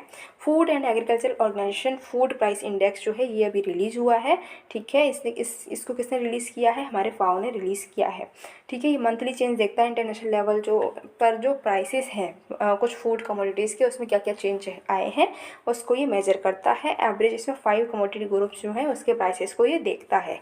फाओ क्या है? एक स्पेशलाइज एजेंसी है यूएन की, ठीक है, जो कि हंगर को डिफीट करने में हेल्प कर रही है, उसके लिए काम कर रही है। उसके बाद में है कृषि डीएसएस। क्या है ये? कृषि डिसीजन सपोर्ट सिस्टम। ये ministry of agriculture farmer welfare ने इसको डेवलप किया है। ये डिसीजन सपोर्ट सिस्टम है जो कि रडार इमेजिंग सैटेलाइट जो है रिसेट-1 और वेदास इसको यूज़ कर रहा है, जो कि डिपार्टमेंट ऑफ स्पेस के हैं उनको यूज़ कर रहा है, ठीक है। रिसेट-1 क्या है? एक नया क्लास है रिमोट सेंसिंग सैटेलाइट का जो कि यूज़फुल है। डिसीजन सपोर्ट सिस्टम जो है agriculture, bio resources, environment, water resources, disaster management, इनके लिए कोई भी आपको डिसीजन लेना है उसमें ये रिसेट हेल्प कर सकता है। वेदास एक प्लेटफॉर्म प्रोवाइड करेगा जिससे कि आप इन्फॉर्मेशन, जो लैंड की इन्फॉर्मेशन उसको आप यूज़ कर सकते हैं अपनी डिसीजन मेकिंग में, ठीक है। Next is centre of excellence for khadi, ठीक है। इसको कंसीव किया है मिनिस्ट्री ऑफ एमएसएमई ने, ठीक है, जिससे कि खादी विलेज इंडस्ट्रीज कमीशन को हेल्प किया जा सके और इसमें एसोसिएशन रहेगा national institute of fashion technology का। सेंटर जो है वो सेट किया गया है कि ये हब एंड स्पोक्स मॉडल पर इसको सेट किया गया है। दिल्ली इसका हब है, बेंगलुरु, गांधीनगर, कोलकाता, शिलोंग जो है इसके स्पोक रहेंगे। खादी क्लोथ जो हैंड वोवन होना चाहिए और हैंड स्पन होना चाहिए, ऐसा इन्होंने बोला है। अब जो आपका KVIC है ये क्या है? स्टैट्यूटरी बॉडी है जो khadi village industry commission act of 1956 के अंडर ये बनी है। एपेक्स ऑर्गेनाइजेशन है जो कि MSME के अंडर काम करती है, मिनिस्टर ऑफ MSME के अंडर काम करती है। खादी एंड विलेज इंडस्ट्रीज जो है इंडिया में उनके रेगुलेशन के लिए। ब्लू ट्रांसफॉर्मेशन रोड मैप 2022 से 30 तक का आया है, इसको रिलीज़ किया है फाओ ने। ये अलाइन करती है 2021 डिक्लेरेशन जो हुई है सस्टेनेबल फिशरीज एंड एक्वाकल्चर, जो कमिटी ऑफ फिशरीज़ ने करी है डिक्लेरेशन, उसके साथ में अलाइन करेगी, ठीक है। ये जो आपका कोफी है, ठीक है, कमिटी ऑन फिशरीज़, ये only government inter governmental forum है जहाँ पर फाओ के मेंबर रिव्यू करने के लिए और इशू को डिस्कस करने के लिए मिलते हैं, ठीक है। फिर उसके बाद में नेक्स्ट टॉपिक है ऑर्गेनिक आधार। अच्छा, ऑर्गेनिक खाना सुना है, ऑर्गेनिक फूड सुना है, ऑर्गेनिक कॉस्मेटिक्स सुने हैं, ऑर्गेनिक आधार ये क्या है मैम? बताना तो ज़रा, चलो सुन लो ज़रा। तो अभी क्या हुआ है कि एपिटा जो है उन्होंने ऑर्गेनिक आधार को रोल आउट किया है फार्मर्स के लिए जो कि ऑर्गेनिक फार्मिंग कर रहे हैं national programme for organic production के अंडर, ठीक है। आपको क्या लगा था कि आधार भी ऑर्गेनिक होगा? नहीं, आधार जो मिलता है वो तो आधार डॉक्यूमेंट वैसे ही रहेगा, कागज़ का ही होगा, प्लास्टिक का ही होगा, बट ये किसको मिलेगा? वो पर्सन जो कि ऑर्गेनिक फार्मिंग कर रहे हैं, वो फार्मर्स जो कि ऑर्गेनिक फार्मिंग कर रहे हैं उनको ये एक आधार कार्ड मिलेगा जिसको हमने ऑर्गेनिक आधार बोला है, ठीक है। किसने दिया है? ये एपिडा ने दिया है। आइडिया ये है कि एक पर्सनल आधार और unique land partial identification number बनाया जाए ऐसे लोगों के लिए जो कि ऑर्गेनिक फार्मिंग में इन्वॉल्व हैं और ऑर्गेनिक सर्टिफिकेशन प्रोसेस जो है वो हो सके, ठीक है। अब ये जो आपका जो नंबर है अल्पिन, ये 14 डिजिट का नंबर होता है, आपको याद रखना है। Next is crop insurance. Crop insurance क्या है? तो ministry of agriculture and farmer welfare ने 2 कमिटीज सेट की हैं CS मूर्ति के अंडर, जिससे कि टेक्नोलॉजी बेस्ड क्रॉप यील्ड जो है उसका इम्प्लीमेंट किया जा सके और इन डेटा इंफ्रास्ट्रक्चर है, वेदर डेटा इंफ्रास्ट्रक्चर, इसको इम्प्रूव किया जा सके, इसको स्टैंडर्डाइज किया जा सके। ये कमिटी है, ये weather information network data system को बनाएगी, इसका यही काम है, ठीक है। ओके, उसके बाद में कृतज्ञा 3.0, ये नेशनल लेवल पर एक हैकाथॉन चली थी जिसका एम था कि वो प्रमोट कर सके स्पीड ब्रीडिंग, जो क्रॉप इम्प्रूवमेंट के लिए स्पीड ब्रीडिंग है उसको प्रमोट करने के लिए एक हैकाथॉन चली थी, ठीक है। ये अपॉर्चुनिटीज़ देती थी किसको? स्टूडेंट्स को, फैकल्टीज़ को, एंटरप्रेन्योर्स को, इनोवेटर्स को, कि वो अपनी इनोवेटिव अप्रोच और टेक्नोलॉजी सॉल्यूशन दिखा सकें जिससे कि स्पीड ब्रीडिंग जो है वो हो सके, ठीक है। ये एनकरेज करेगी greater adoption of technology enabled solution को इंडिया में। इसको ऑर्गेनाइज किया था आईकार ने, ओके, आपको याद रखना है। नेक्स्ट है ई नाम। ई नाम क्या है? National agriculture market. जो ministry of agriculture and farmer welfare है उन्होंने एक प्लेटफॉर्म लॉन्च किया है, that is platform of platforms under e NAM, ठीक है। ये फैसिलिटेट करेगा फार्मर्स को कि वो अपना प्रोड्यूस जो है वो अपनी स्टेट के बाहर भी ई नाम पर बेच सकते हैं। इससे फार्मर की एसेसिबिलिटी डिजिटली बढ़ेगी, मार्केट बायर और सर्विस प्रोवाइडर एक साथ आ सकते हैं, बढ़ जाएंगे और ट्रांसपेरेंसी रहेगी ट्रेड ट्रांजेक्शन में। ये ई नाम जो है 2016 में ये लॉन्च हुई थी। ये pan India electronic trading platform है जहाँ पर जो है फार्मर्स जो है अपने प्रोडक्ट्स को ऑनलाइन शोकेस कर सकते हैं और बेच सकते हैं, ठीक है। फिर है एग्रीकल्चर इन्वेस्टमेंट पोर्टल, जो कि union minister of agriculture and farmer welfare ने इसको इनॉग्रेट किया है। ये पोर्टल जो है सेंट्रलाइज्ड वन स्टॉप पोर्टल होगा एग्री इन्वेस्टर्स के लिए, कि जो अलग अलग गवर्नमेंट स्कीम चल रही है ना उनका इनको बेनिफिट मिल सके फार्मर्स को, क्योंकि भाई हमारे जो एग्री इन्वेस्टर्स हैं उनको बेनिफिट नहीं मिल पाता है और एग्रीकल्चर के एरिया में बहुत कम इन्वेस्टमेंट आता है। इसकी वजह से हमारा एग्रीकल्चर मॉडर्नाइज नहीं हो पाता। तो अब क्या किया गया है कि ये पोर्टल लेकर आए गए हैं, इससे एग्रीकल्चर के सेक्टर में बहुत इन्वेस्टमेंट आएगा और इन्वेस्टमेंट आने के साथ में एग्रीकल्चर मॉडर्नाइज होगा।